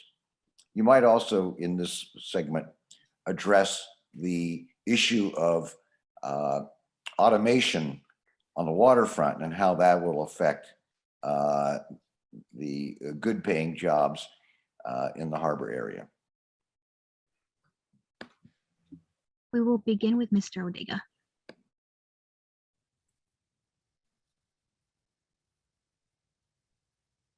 Okay, thank you. All right, so our plan to attract more anchor tenants and local jobs to District 15. First, in terms of tenants, as a lifelong tenant, I know, the struggles of living here in this district where you can't afford a 2-bedroom apartment on minimum wage. So you have a lot of folks in places like Harbor Gateway South, in places like in Watts and other neighborhoods, you do see a lot of overcrowding because of how expensive it is to rent, talk less actually own a home in the city of Los Angeles. And so I would invest in a tenant's bill of rights, in which tenants actually have protections against landlord harassment, that tenants also have understanding of before they sign that lease, to make sure that they are aware of what their rights are. Also investing in access to a right to free legal counsel in terms of eviction, so that your ability to hire an attorney isn't a factor that determines whether you can keep your home or not. But we will also need to create thousands of good paying union jobs locally within our district. And that's why that's why our plan is to transition our economy away from one that is carbon-based to one that's clean and green, which would create lots of high-paying, family-supporting unionized jobs, which would retrofit our schools, retrofit our liquor stores into actual centers of access to healthy, high-quality food. It would green jobs that would help install solar panels, cultivate our lands, invest in urban agriculture, so we have local access to healthy, high-quality food and more. And so by doing that, by protecting renters, by creating thousands of good paying green unionized jobs, but also protecting homeowners as well by prohibiting real estate speculation from private corporations and developers from outside the district, so that overall we can not only protect residents in our district, but also preserve these jobs as well. Thank you. Ms. Sandoval? Okay, thank you. I know specifically anchor tenants, you meaning our waterfront and the tenants within our business district. First off, before we can even attract more, we have to build. So we need to make sure that we build both waterfronts and also look at the corridors, our business corridors, Avalon being one. I know that Harbor City would like to see Bellport, and Central in Watts as well. And in order to start attracting anchor tenants, we need to, again, address the parking issue, our infrastructure. There has to be beautification near and around so we can attract more business, and we can have anchor tenants actually come in and sign those long-term leases that will grow not only our local economy, but help keep it sustained. Along with everything else, we need to also make sure that our small businesses are thriving and they don't get pushed out, because what happens is we attract big corporates coming in, then they start losing their business and they close. Part of that is the red tape and cutting the red tape, being more business friendly. As a businesswoman who has started and ran a small business, I know the struggle of keeping a business open. There's so many hurdles, and entrepreneurs, they face with the city, they need wraparound services as well to help with the budgeting process within their businesses in order to thrive and be successful. I want to streamline the process, and so they're able to open up brick and mortar stores without driving the 15 cost seconds. up on rental properties as well, commercial spaces. Thank you. Thank you. Mr. Santich, you're up next. Well, James mentioned automation, so let me touch on that first, because that's an issue that really kind of upsets me, because the port and its tenants should not be involved. The port itself should not be involved in automation. There should be no port dollars going to finance automation when these shipping companies are making billions of dollars. We don't even need to accept that automation should be happening on the waterfront, because you have a perfect example at Trade Pack terminals where $500 million was spent on automation. And there's two terminals there. And to keep it simple, there's a manned terminal and there's an automated terminal. And the manned terminal can easily do 30% more volume across the dock. There was the only people that $500 million helped were the hedge companies that invested and then MOL, who sold it for $1 billion. That was our money that just went to waste. So the port needs to stop investing in terminal automation. Dock workers that have to stop accepting it because it doesn't necessarily work. And maybe we wouldn't be in the crisis we're in if we could get those cans off of the ship at 30% faster rate by not having this automated terminal. Over in Long Beach, they have an automated terminal and they do the exact same number every single hour. They can't turn that dial up or down because everything's moving at one speed. The port should be worried more about the health of our children than the health of some 15 shipping seconds. company's bottom line. So that's just something that really irks me about how this automation argument has gone. As far as attracting businesses to the district, I mean, Time has we need expired. clean streets, we need customers, we need a safe environment. That's what will attract business. Thank you, Mr. Santich. Mr. Mccosker, you're up next. Thank you very much. I completely agree that protecting the good jobs in the port is of the highest importance. 1 in 9 jobs in LA County relies upon direct or indirect port work. To attract anchor tenants, and I think we're talking about business tenants and local jobs, the CD15, it will be important for us to invest in the infrastructure that businesses need. Sidewalk, streets, curbs, gutter, in Watts, Wilmington, Harbor City, and the Gateway, because businesses will come to serviceable properties. That's good for our residents, and it's also good for the businesses, and bringing in businesses will bring in jobs. Part of that infrastructure also is DWP.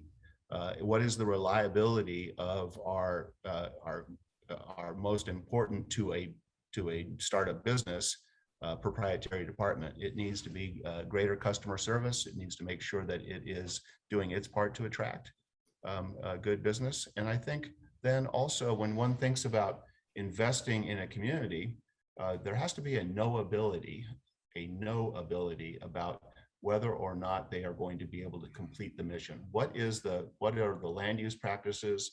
What are the rules and regulations? What is the red tape to get in? And what's the time period that folks are going to be able to spend? So when someone looks at making an investment in one of the communities in CD15, the city of Los Angeles needs to do a better job, and we need to make sure that happens, do a better job of being able to predict what are the rules, how long will it take, what will be the cost of carry before they can get their business open. And 15 I seconds. think that will go a long way in us being able to attract businesses, but it's also extraordinarily important that we protect the main streets and the small businesses that we have and the great economy that we have in parts of our jurisdiction. Thank you.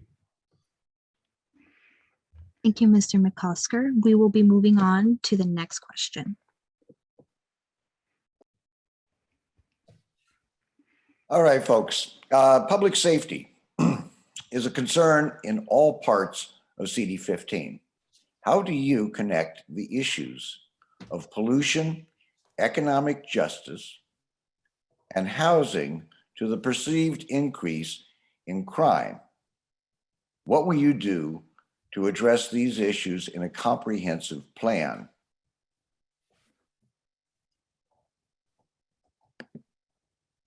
Ms. Sandoval, I believe we will begin with you.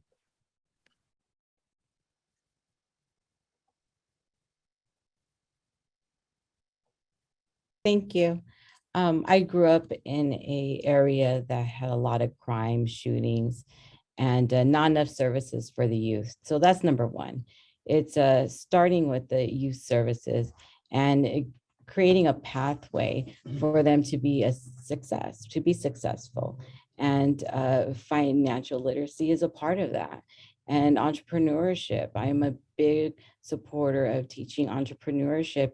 In grade school is where we start, and we understand the mathematics of that to be successful. Along with that is a deep community organizing, which I'm already doing. And I'm working with groups in the Jordan Downs developments.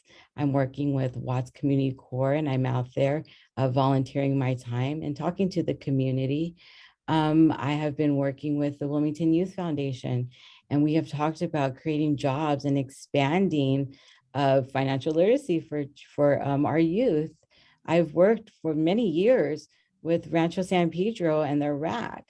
I worked with the City Lights Foundation, and we did programming and ambassadorship programs with the youth and created spaces for you to keep them off the streets. So it's a number of things that are needed within our community in regards to our youth. And that's having a resource center in every community so it's accessible, where they don't have to travel from one community to another. We shouldn't be bringing our youth from Harbor City into San Pedro and vice versa. We shouldn't have to bring youth from Watts down into the gateway. We have to understand that there are dividing lines that we can't see, and these spaces are unsafe. And we need to understand why are they unsafe? And that starts from the leadership, the nonprofit organizations that are working. They're working 10 to unite, seconds. to break and divide those lines. And that's where we start with public safety and ensuring that our youth are safe as well as the Time general has expired. public. Thank you.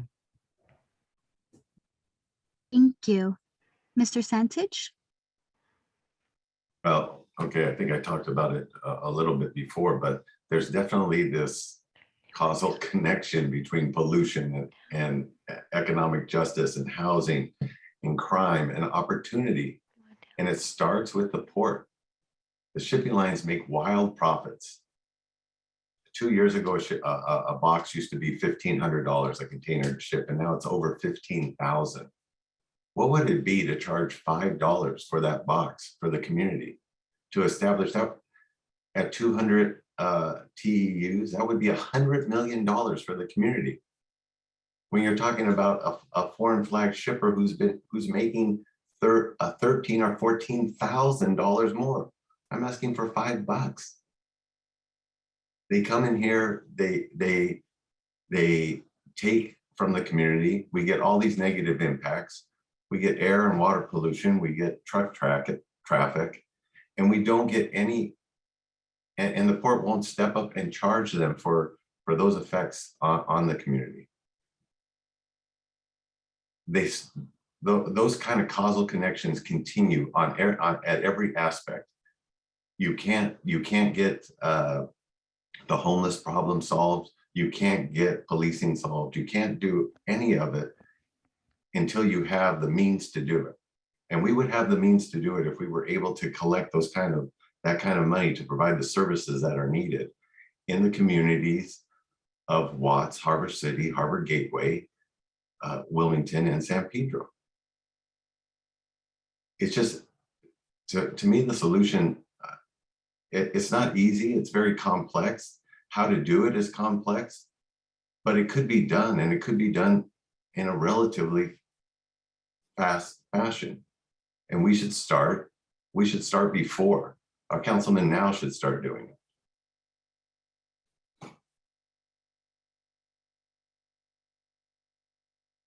Thank you. Mr. McCosker? Thank you very much. This is a great question. This reminds us of the interconnectedness of all of the environmental things around any one community, and how it relates to a sense of being safe and being healthy. It reminds me that one of the things we've been talking about in this campaign is a community-based public safety is not just police officers. Community-based public safety involves, addressing the issues, the challenges that any underserved community faces, and making sure that we're addressing the environmental effects of projects or the environmental effects of the port. And mitigating those and returning the community to a place of health, of making sure that health services are available in every community. Community-based health services where folks can be get their shots, get their checkups. We need to make sure that in communities that are underserved, that we're creating housing opportunities, which will go to resolve, mental health challenges, which will go to resolve just the dire when a community is put in a dire circumstance, there either will be a sense that they're unsafe, or in some cases there will be unsafe situations. And so while one of my friends on this 15 campaign seconds. is Akila Shirelles, and I've been talking to Akila Shirelles about community-based public safety models, kind of like what he instituted in Newark, New Jersey. And I think it would be important for us to make sure we get back to just Time healing has all expired. of the needs of a community for public safety. Thank you. Mr. Odega, you're up next. Right. So as we mentioned, all these issues, there's an intersectionality.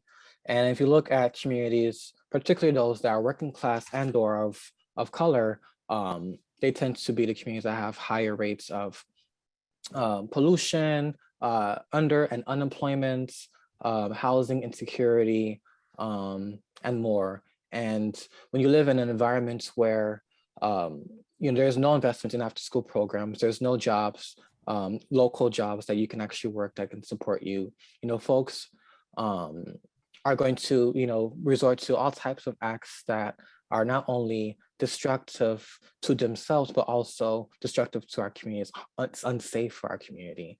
And so as someone who's worked in the Boys and Girls Club, I've seen firsthand the impact that when we invest in youth programs. I've worked with at-risk youth who for the first time were given the opportunity to build skills, whether it's in athletics or art or things that redirect them away from other behaviors. That's the type of safety that I would support, not necessarily under the LAPD, but more so under the community, led by the community.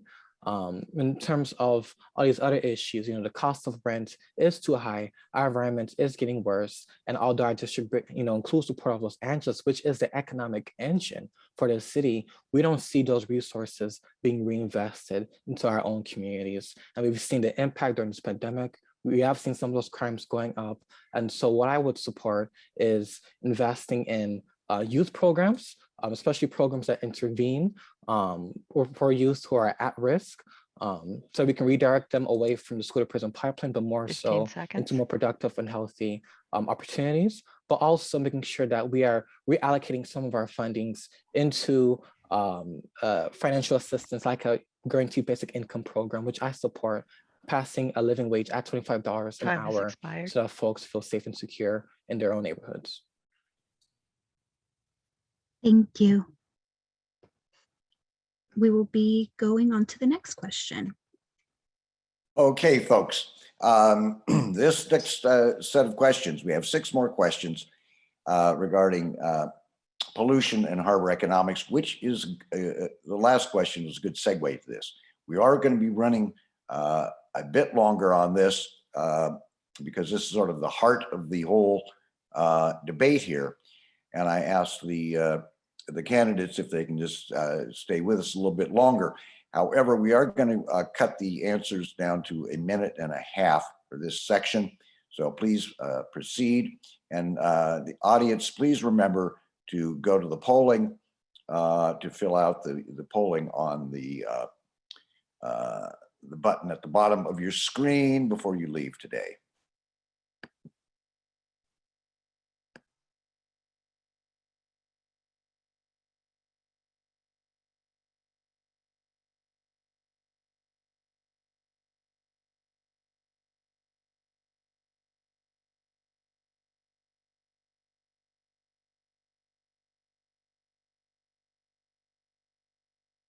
James, will you be reading the next question? Oh, I'm sorry. Public safety is a concern in all parts of CD 15. How do you connect the issues of pollution, economic justice, housing to the perceived increase in crime? And what will you do to address these issues in a comprehensive plan? Again, this is very much connected to the last question. So please.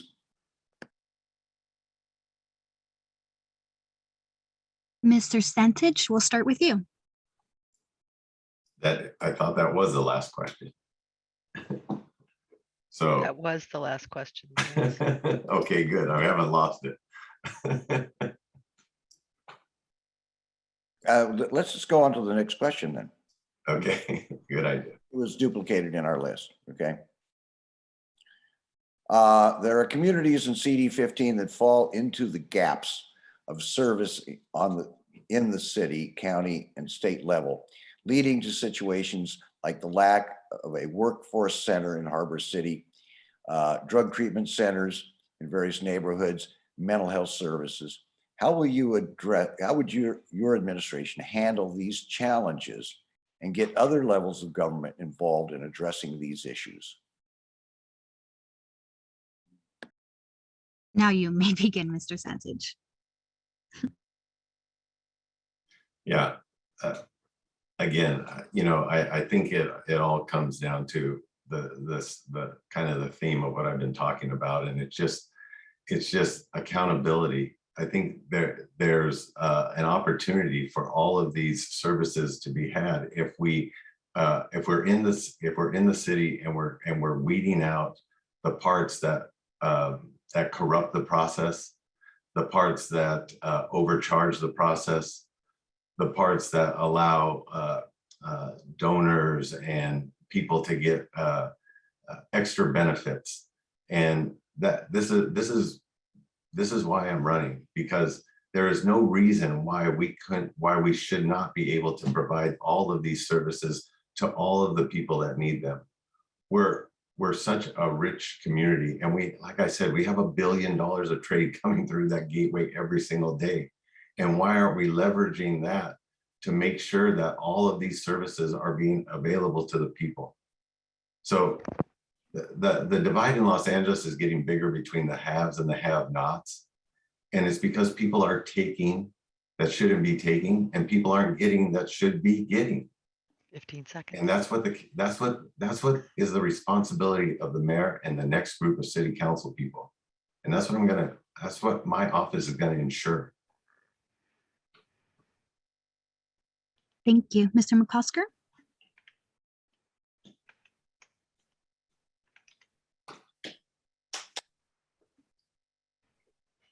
Thanks. My mute was locked. Thank you for unlocking it. It's going to be very important for us to work with the state, the regional, and the departments and other council offices to make sure that we have services like workforce centers, drug treatment centers, mental health services throughout the district. What I will do, what I think any of us would do, is assess, where are those services available and make sure that they are distributed through the district with equity.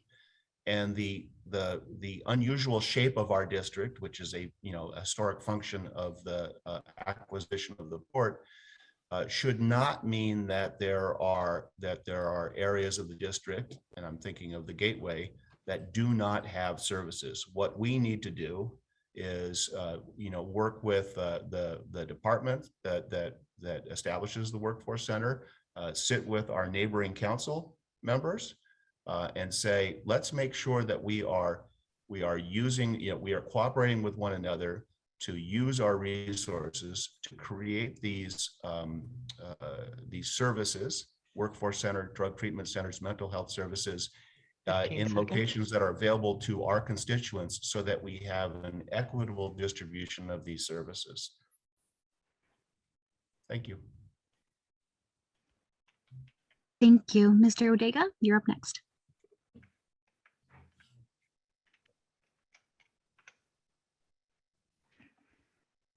So in order for us to tackle these challenges, what I would do is work with folks who've already been doing the work, like Better Arts Initiative, who have been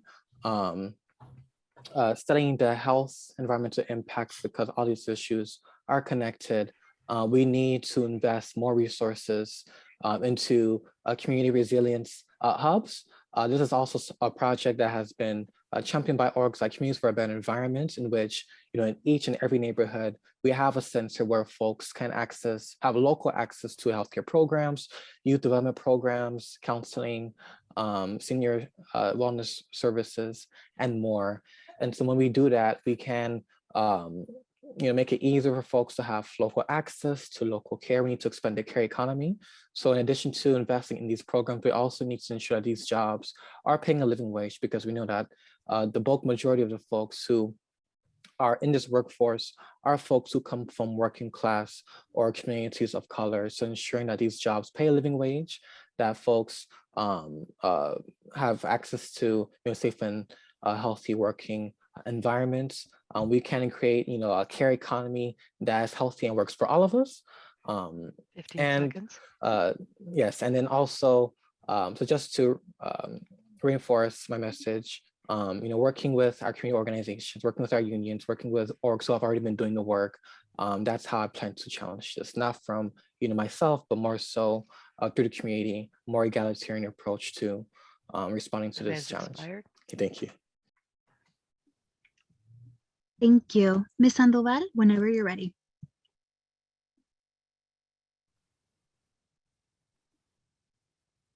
Thank you. This question is amazing. We already have money there. Measure J, it's been there. The voters approved it, and it was voted on November 3rd, 2020.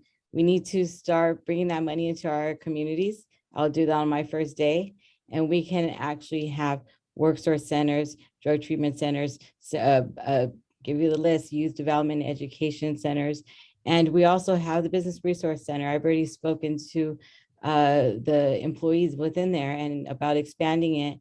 I've been speaking about this throughout my platform, that we can expand that program, put more money into it, that will help with all of the things that are needed, youth services. And we also have our youth development department now in the city. So I'll utilize all the services that we already have. I'll expand them and work with the county on getting those Measure J funds right into our communities so we can start on the first day, as well as work with the unions with apprenticeship programs, which I've already spoken to the carpenters about, and they want to do that. They want to come into our communities.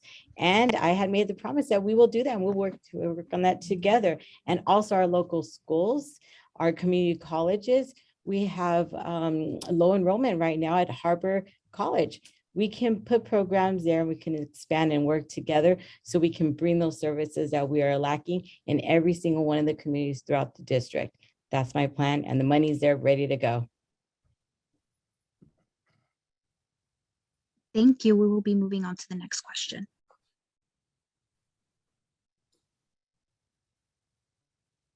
Again, That is, the I'm impact. sorry, Pardon? Mr. Santich, did you go? Did I go? Yes. Yes. Okay. Sorry, I was looking at the wrong sheet. James, all yours. It must have not been memorable. The impact of the Port of Los Angeles extends beyond San Pedro and Wilmington.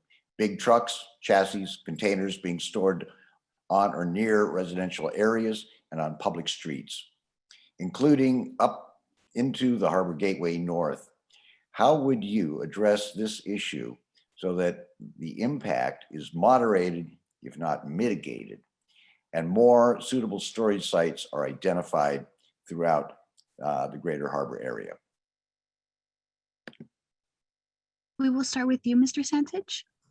Mr. McCosker. Which one? The mirror, Tim. It would be Mr. McCosker.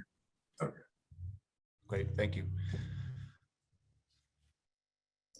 So the impact, the impact of the trucks, chassis, containers being stored, dumped in residential neighborhoods is really, really bad in Wilmington and Harbor City and up through the Gateway, and patently unfair. We talked a little bit about Drum already today, about the trucks that rumble down that street. What we need to do is we need to invest in a few things. One is, better truck routes, more suitable truck routes. If you go up Drum towards Lomita, you'll find that as it travels east on Lomita, it becomes a dirt road.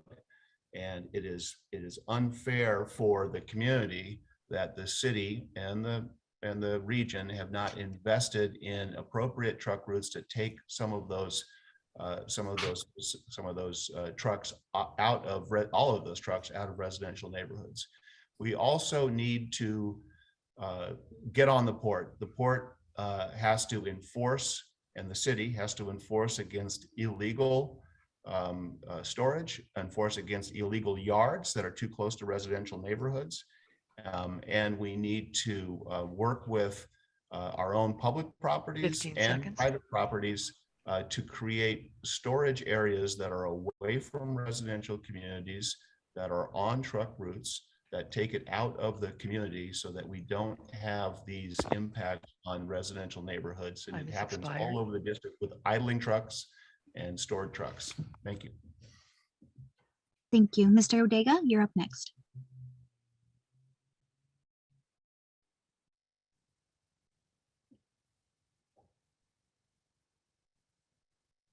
You.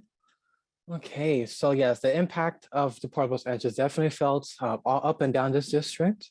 So although I do live in the Harbor Gateway, it does feel like more like the South Bay, but even still, we do see a lot of that port industry here in our neighborhoods, in which in Harbor Gateway South, like other neighborhoods in Harbor Gateway North, Wilmington, and others, you know, we are living right next door to these warehouses, to these factories, which possess high levels of, they're high levels of pollution sources. That air pollution goes in the air. Whoever is within that 2-3 mile radius is breathing in all of those particulates, all those toxins on a daily and nightly basis.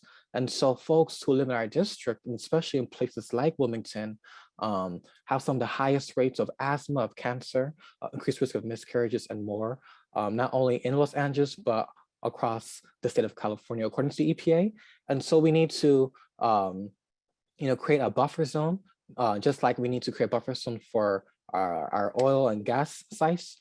In addition to phasing those out, we also need to create a buffer zone between communities, schools, community centers, and more, between those sites and these industrial sites.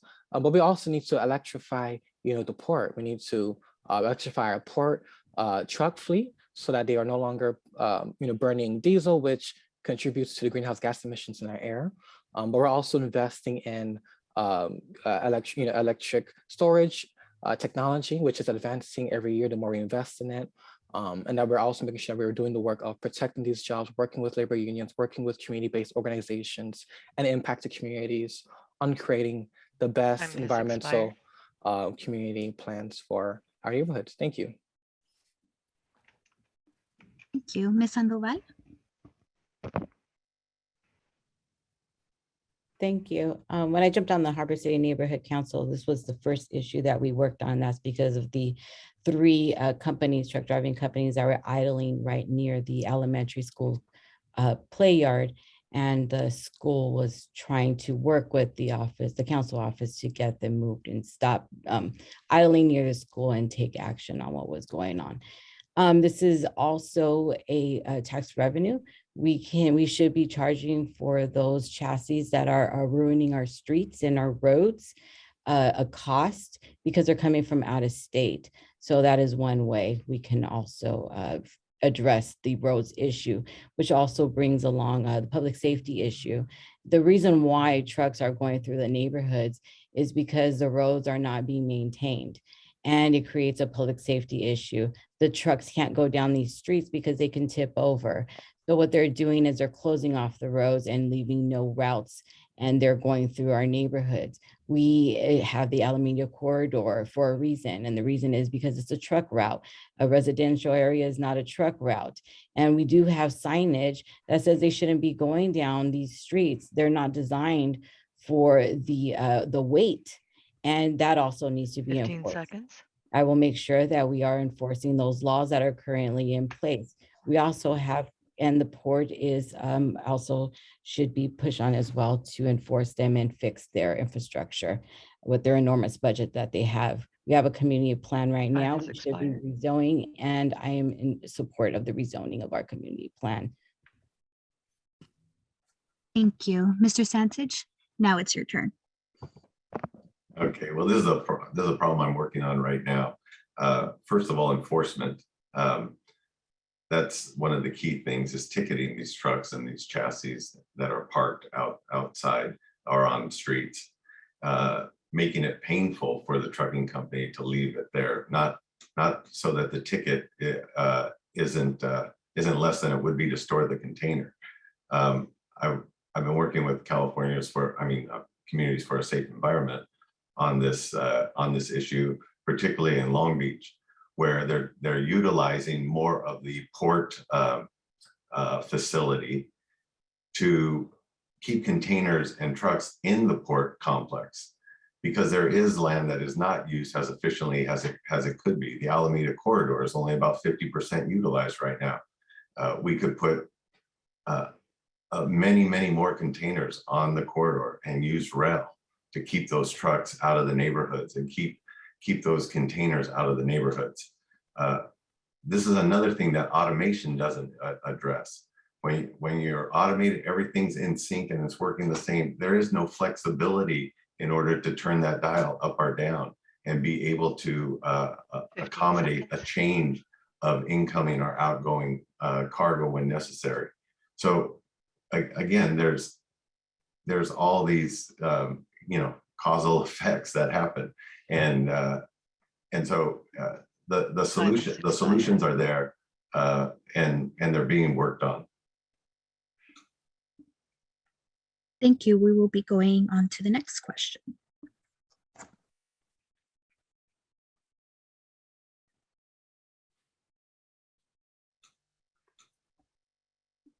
This question follows right on the heels of exactly where the conversation is going. I'm a little curious as to why none of you have brought up zero emission vehicles and only limited discussion on the responsibility of the Port of Los Angeles and the Port of Long Beach, in fact, to maintain the thoroughfares on which the trucks are traveling the most, particularly when many of those right-of-ways are off of port property. So CD15 has the most sources of air pollution in all of the city of Los Angeles, including the Port of Los Angeles, trucks, ships, etc., as well as the local refineries and petroleum-related industries associated with the Port of LA, plus poor air quality along the freeways, which are oftentimes clogged with the big container trucks. What would be some of the ways you would work to address these issues for the impacted communities of CD15? We will start with you, Mr. Odega. Yes, our district is not only impacted by all those issues you mentioned. We also see a lot of contamination in our water and our soil, especially in places like Watts, in particular, the Ujima village, which was built on top of an ExxonMobil site, and residents there for decades have been exposed to this contamination, leading to folks getting sick with cancer, asthma, and even losing loved ones. And so folks have been organizing around these issues for a very long time. It doesn't take decades to pass bold climate action. It takes political courage. Folks in Watts at Ujima Village have been organizing around this. Organizations and alliances like Stand LA and Communities for a Better Environment, which we are proud to have their endorsement for, have been leading this fight as well for years. And so what I would do as a city council member is actually work with our organizations, not oppose efforts to advance environmental justice. I would make fast track the phasing out of oil and gas wells in our district, which we do have the highest amount of oil activity in all of LA, while also invest resources into our communities to ensure that our neighborhoods aren't being impacted by the transition. So we'll have a just 15 transition. seconds. I would also detoxify the soil, replace the water plumbing in our housing buildings, which are old and haven't really been retrofitted for a long time, and also support and fast track the zero emissions plan for the Port of Los Angeles, which is also a huge polluter Time has in our expired. district. Thank you. Thank you. Ms. Sandoval, you're up next. Thank you. I spoke about this, and yes, I'm in favor of moving over, transitioning. But we have to also look at our truck drivers are, business owners as well. they cannot afford to transition to buy a truck. It's like $200,000, and what they make when they're dropping a load is maybe only $100. So it's a huge cost to them. We need to provide some subsidies or something in order to make that transition, as well as our infrastructure. We need to invest in the infrastructure to provide the electric charging stations in our community specifically in order for us to transition. It has to be affordable. It has to make sense. The average person cannot not only afford rent, but they can't afford a car. So they rely on public transit. There are programs currently that are doing carpooling, and there's one pilot program right now in Rancho in San Pedro, expanding programs like that. Also transitioning our public transit, our buses, our rails to clean energy, also building green and bringing in those technologies so we can have more jobs. And we do work with 15 seconds. schools to get our kids job ready for the jobs of the future, as well as a transition from the jobs on the poor and transitioning them into technology, creating training centers for them so we can transition, and together we can get to that goal of zero emissions. Time has expired. Thank you. Thank you. Mr. Santich, you're up next. Okay, well, I'm going to call out the port because, you know, we're at the epicenter of Los Angeles pollution here in the port. We got the worst air in the country. I saw a recent report in the LA Times. We're living in an area where it's the equivalent of smoking 4 cigarettes a day. That's unacceptable. And the port's the main bad actor here. You know, they've made strides over the past 10 years or in the past decade, but the last few years, it's just slowed down and we're not making any more gains. The port's been stagnant on its pollution. And, you know, I think at the heart of it, the port has been fundamentally dishonest about the way they report their air pollution and even some of their environmental projects. I've tried to speak to a couple of harbor commissioners about this and it's fallen on deaf ears. The most obvious was last year when the port turned off 50% of its air pollution monitors when we had 100 ships out at anchor off the coast. And then the port reports that there's no identified increase in air pollution from the ships that are at anchor. And then a few weeks later, the California Air Resources Board comes out and says 20 additional deaths will happen in the area because of the air pollution related to the ships that were off the coast. So, you know, I think I'm the best equipped to handle this challenge in the port and save those 20 lives that we lost last year, because I'm going to challenge them. I'm going to call them out. I'm not compromised. I'm going to make sure that they are attunable to what they're doing and what those numbers really mean. Thank you. Mr. McCosker, you're up next. Thank you very much. We need to change the engines, trucks, ships, yard equipment, everything at the port to be zero emission. As we know that there is a goal which we need to hold to be zero emission on trucks by 2035, and will be an exceedingly expensive proposition. The $10 TEU charge has just been implemented by the port as of April 1st. The expectation is that that $10, which may not be enough, can create a voucher of about $150,000 to convert a truck to a zero emission engine.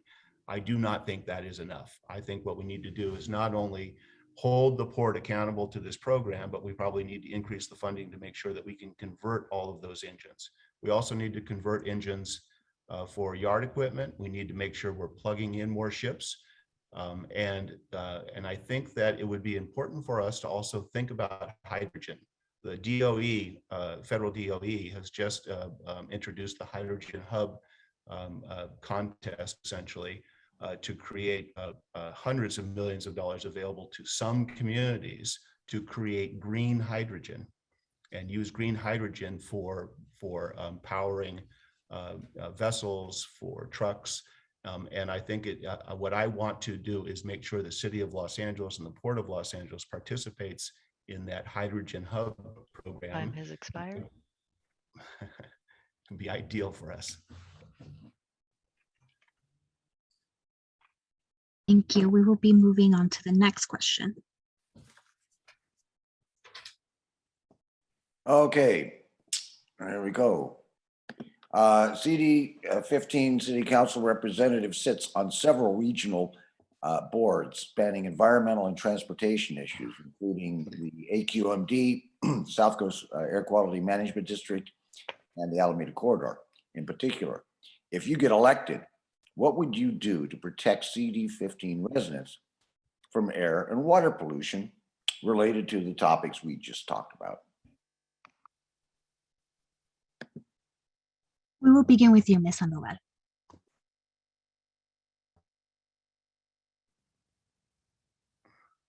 How do you protect what? Okay, so air and water pollution.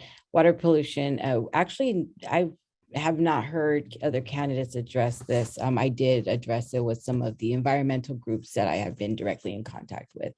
And we had just recently over 100 ships idling in our coastline. And we have children playing in our waters.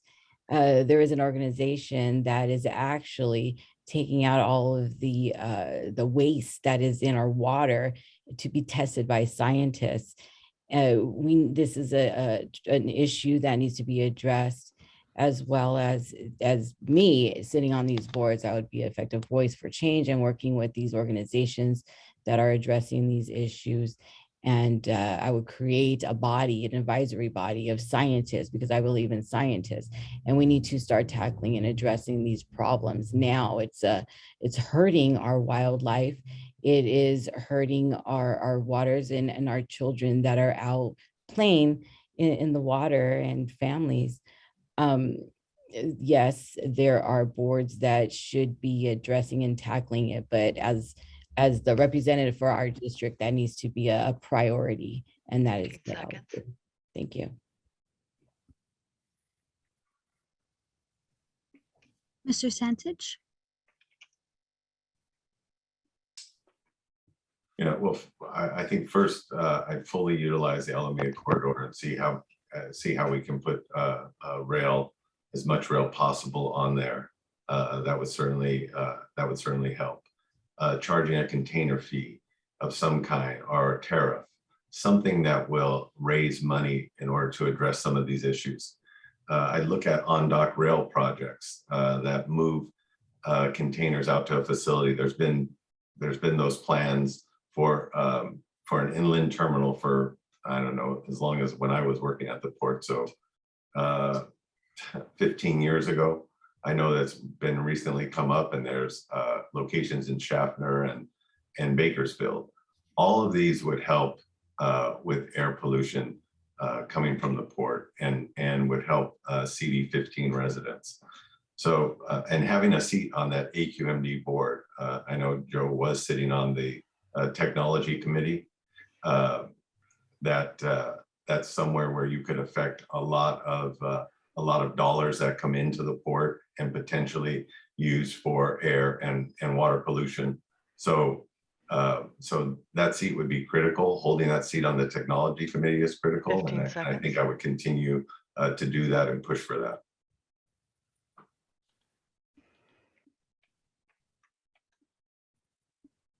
Mr. McCosker? Thanks very much. So these regional boards create an opportunity for us to protect CD 15 residents from air and water pollution, but by its very nature, water and air doesn't know about CD 15 boundaries.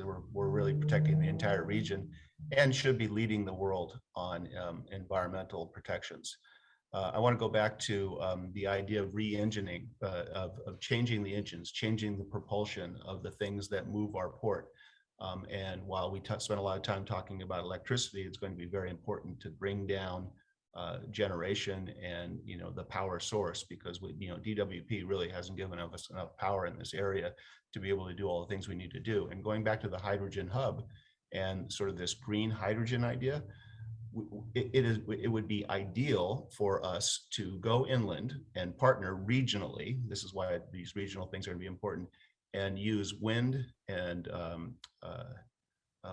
sun power, which is plentiful inland, and then have that power the hydrogen crack, and then take the hydrogen back to the port of Los Angeles and begin powering engines for for ships and for trucks and for yard equipment 15 with seconds. clean hydrogen power. And I think that working regionally, whether it's AQMD or even reaching out to CARB, it would be important to create those relationships so that Los Angeles can be the center of Time has powering our expired. industry with clean energy. Thank you. Mr. Odega?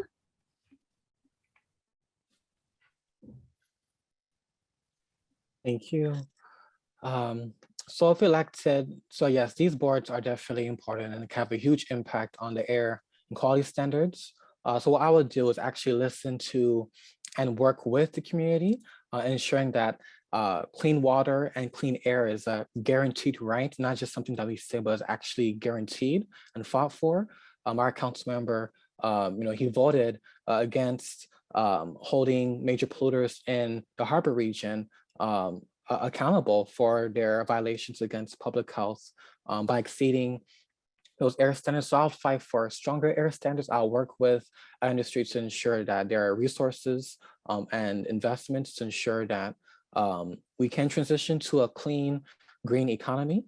I would also work with organizations who have been doing the work, Black Communities for a Better Environment, like Stand Elect, Sunrise Movement, some of these orgs who have been organizing for the past couple of years, and in CBE's case, decades, around making sure that clean air and clean water is a guaranteed right. I would, there's a precedent set for these policies, for these programs. There just hasn't been engagement or support from our government. So I'll use these boards to elevate the voices of the community and in order to protect our air and our water. Because it's all 15 about seconds. co-governance and making sure that our decision-making processes are not rooted in self-interest or corporate interest, but more so what is the best interest for the community, especially those most harmed and impacted.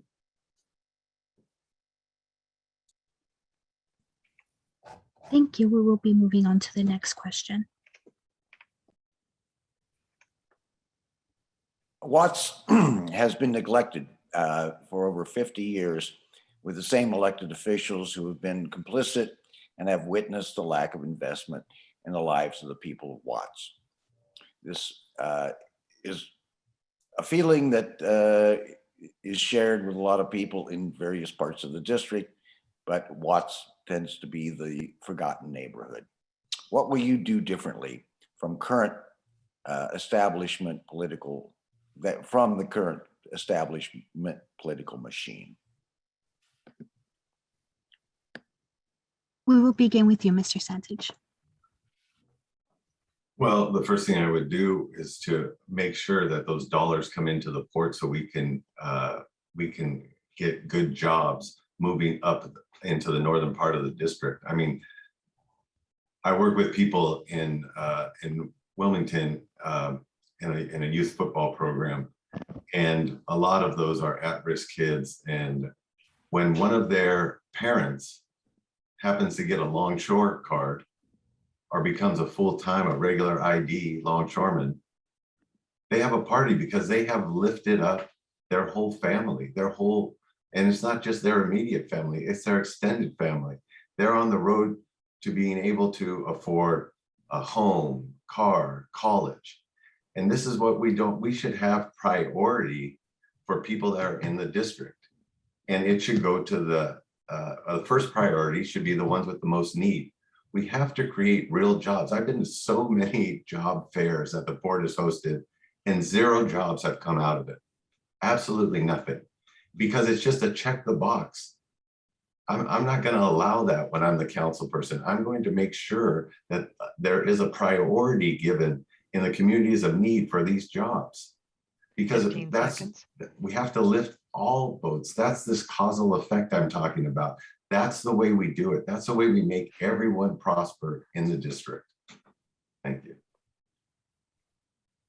Thank you. Mr. McCosker, you are next. Thanks very much. Watts is a beautiful community with great leadership and a real sense of itself and pride in its history and pride in the great creativity that comes out of Watts. I think one of the many problems is that folks will come into Watts from the outside and say, here's what you need, and try to deliver something, or maybe deliver something and then walk away and say, I did something for Watts. I think what is of critical importance in any community, but particularly in Watts, given this 50-year history, is that it is important for the leadership and the property owners and the entrepreneurs and the nonprofits in Watts to be empowered by City Hall to be able to design their future, to design their development plans, to participate directly in their development plans. There are so many property owners, particularly around nonprofits and churches, that would be interested in, that would be exceptional at working on their own development and investment and job creation. And we need to make sure that local folks are making decisions and local folks are participating in that economic development, and that the local talent are the ones that are benefiting from the jobs and the wealth creation. Time has expired. In Watts.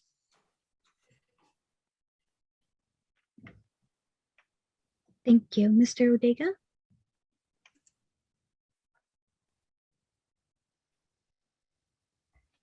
So, Watts, a couple of weeks ago, we celebrated or honored the anniversary of the 1992 riots. But Watts in particular was the birthplace of, urban uprisings in LA in 1965. Our folks uprising because of the institutionalized racism that Watts residents were facing, from police to housing to lack of job, investment, transportation services, healthcare, etc. A lot of these issues are still the same. Today, there has been some progress, but largely as a result of community residents organizing for decades, fighting for decades, staying in their communities, and not being pushed out. And so it's not enough just to honor and respect in the resiliency of Watts residents. We also need to work with them. The government needs to actually support Watts residents in ensuring that folks aren't being gentrified, ensuring that our youth aren't being over-policed and over-criminalized, but they're actually being provided opportunities and resources to live high qualities of life, just like any child should be able to in the second richest city in the country. But Watts residents are also, like many of us, tired of politicians talk a good game who show up when it's time for photo ops or on election time. We need a city council member, that I'll be, who's there every day consistently, working with orgs like the Reference Project, like the Watts Labor Community Action Committee, and more, to ensure that Watts residents' voices have a say in Watts residents in their future. Thank you. Ms. Sandoval? Thank you. I was recently attended the anniversary of the peace treaty. And when I was out there and we're talking, they said, you're one of us. And it's the truth. I'm not a politician that's there making fake promises. And that's how the community feels. They feel like they're being unheard. They feel like there's promises being made and nothing's being done. And they only see them when it is election time, or they get a mailer in their door. But there's no engagement. When I'm actually knocking on the doors and talking to people, they're like, wow, you're the first person I've ever seen knocking at my door. And you're here in the trenches, walking our neighborhoods. The community leaders are there. They are the grassroots leaders, the boots on the ground, watching out for the community. And we need solutions, and I have the solutions. We need equal pay across the board with jobs. We also need to make sure that there is generational wealth, that there's something there for our generations. We also have to address the mental health and the resources that they need. We need to remove the 4-year degree requirement in City Hall so we can bring the community to get better jobs. And they're with us at the table because life experience is absolutely means 15 more seconds. than a degree. And I will remove that barrier. I will work with the mayor's office to get that done. Also, the history that's there. They want to see more cultural dedications to the history of Watts. Thank Time you. has expired. Thank you. James? Next question, please. This question is first directed at Mr. McCosker, and he will have the first shot at answering it. And the rest will follow because it has a overarching relevance to political allies and donors and ethics. Mr. McCosker, you have gotten significant union endorsements, particularly the police and firemen's unions, of which you have family members. As a city council member, how do you deal with the conflict of interest that can arise from these connections? And likewise, for the remaining candidates, how do you deal with these conflicts of interest with political allies and donors that are basically, it's baked into the system that money is speech, and you have to deal with campaign donors and all of that. Tell us how will you do that? Thank you very much. I'm very proud of and gratified that I have significant endorsements in the House of Labor and at the County Federation of Labor, in the private sector, in the public sector. I'm also gratified to have significant endorsements in the business sector with the local chambers in Wilmington and San Pedro and LA South and the downtown chamber. I think what is important when one reaches out to a community and says, I would like to have your endorsement and support, is that we deal with them honestly.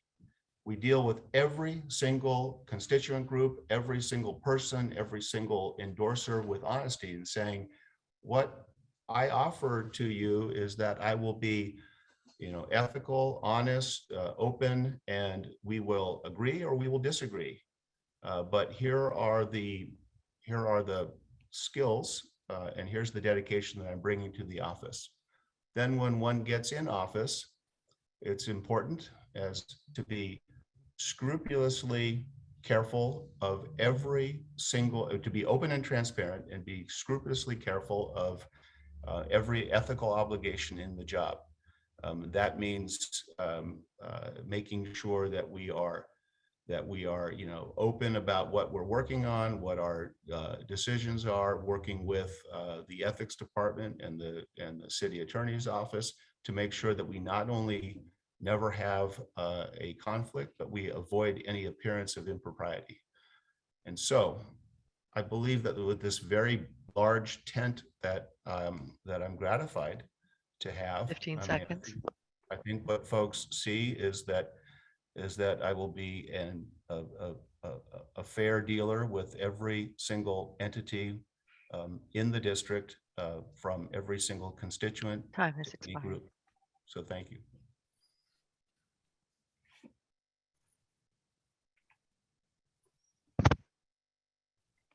Thank you. James, I'm not sure if you were going to make the announcement What's that? that this is the last question. This is the last question. Yes. Okay. In that case, Mr. Odega, you are next.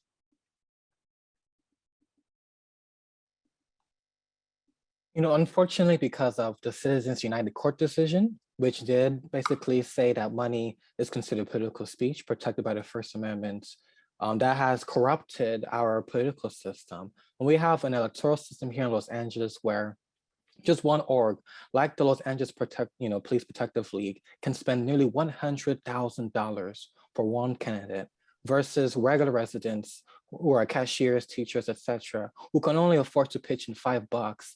That creates a broken system which only protects those with the most resources, uplifts those who are the most privileged, and as a result leaves everyone else out. Because when you do, so if you were to get into office, those are the type of interests that you're likely to be listening to the most. And so that's why our campaign doesn't take a dime and money from, we're the only campaign in this race, so it doesn't take any money from anyone from the fossil fuel industry, from real estate developers, from police associations, big corporations, corporate PACs, etc. because we want to be 100% accountable to the people. We've received over 780 individual contributions, average donation $45. We are the grassroots campaign in this race.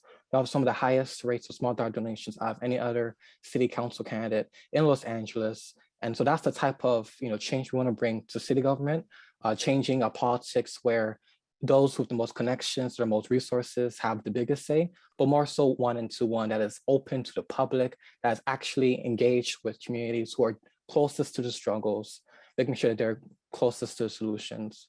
And so since the closing, I'll just say, if you believe that change is possible and it comes from the ground up, not from corporate donors, then join our campaign at odegaforla.com. That's ODEGAFORLA.com. And it was a pleasure being here with all of y'all. Thank you. Ms. Sandoval, you're up next. Thank you. I'm running a grassroots campaign, and my campaign is fueled by the people, not the corporate interests. When I launched, I knew I wasn't going to get all the endorsements. I knew that I wasn't going to get that money, but I also made a commitment not to take money that hurts our community. And creating the Department of Public Transparency and Accountability was one of the first things that I said I was going to do, because of the money that's going into these campaigns that doesn't help our community, it hurts us. So let's be honest. No candidate's going to come out with over $100,000 in his bank account and a ton of endorsements if there weren't deals being made. There were deals being made long before anybody put their names into this. And it's just a seed being handed over to somebody else.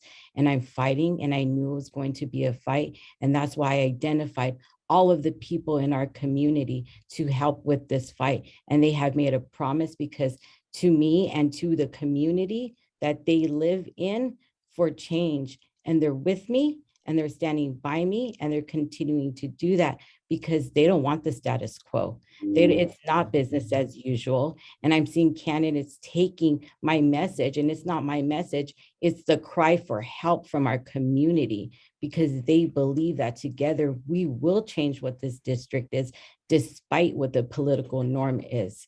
So thank you for your support. And again, this is not the fight now. This is not in this moment. This has been a fight that has been going on for many decades, and it's time for change, and we will do that. Thank you. Thank you. Mr. Santich, you are up next. Okay, well, I did raise almost $100,000 in the last reporting period. So I am proud of that, and I'm proud that most of that money comes within the 15th district. I looked at Tim's donations, and I think 90% of his money comes from outside the district. And think about that, 90% of the money comes from people that don't live in the district. I saw Delaware, Tennessee, New York, builders in Beverly Hills, Nevada, Texas, Illinois, and half a dozen other states. So these political vultures, they give, not because they care about the quality of life of the people in Harbor City and Watts and Harbor Gateway and Wilmington and San Pedro. These people care about, they do not care about what's best for our children, our elderly, our environment, the schools, the jobs. They care about what's for sale and who's going to sell it to them. When such a small percentage of your money comes from the people you represent, who are you really going to represent? I want to keep integrity in the process. And I wrote down what Tim said. He wants to be ethical and honest and deal with people honestly. Well, that's great. So do I. Let's keep corruption out of the system. And I'll ask Tim and Bryant and Danielle to make the same pledge I did. I don't have conflicts because I've made a commitment that I will not allow a port or city contract to go to any person or company that is given a donation to my campaign. And if anyone can't make that same commitment, they don't deserve your vote. If they can't tell you that money isn't going to influence them, they should not be elected your council 15 person. seconds.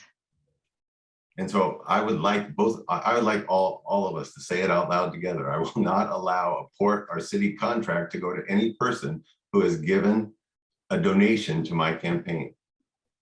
And I offer that Time for has every one of the expired. candidates to join me. Thank you. Okay, well, I want to thank all of you for your robust debate and forum today. There may be some back and forth regarding this last question on ethics. And I am going to offer all 4 candidates free editorial op-ed space to address anything that we did not cover today in the next 2 issues of Random Links News. And I want to thank you all for being here. I want to thank our audience. The poll, if you haven't taken it yet, you should answer the questions in the poll, and that is going to be published on both our website and in the newspaper in the coming issues. And just one last announcement that came from one of our readers. There's a clean transportation expo happening at the Long Beach Convention Center from next week on May 9th through May 12th. That might be of interest for all of you who are interested in the clean technology that we should be expediting in the harbor area. And with that, I am going to thank you all for being here. Thank you all for participating. Closing statements. We are over budget on time right now, and my offer for closing statements could be embedded in the your op-ed if you are so moved to write one. But I thank you all for being here today, and stay tuned. There's more to come regarding this race, and we have exactly 30 days, and may the best candidate win. Thank you for your time. I've had a great Thank you. time. This has been terrific. All right. Great Thank discussion. you for being here.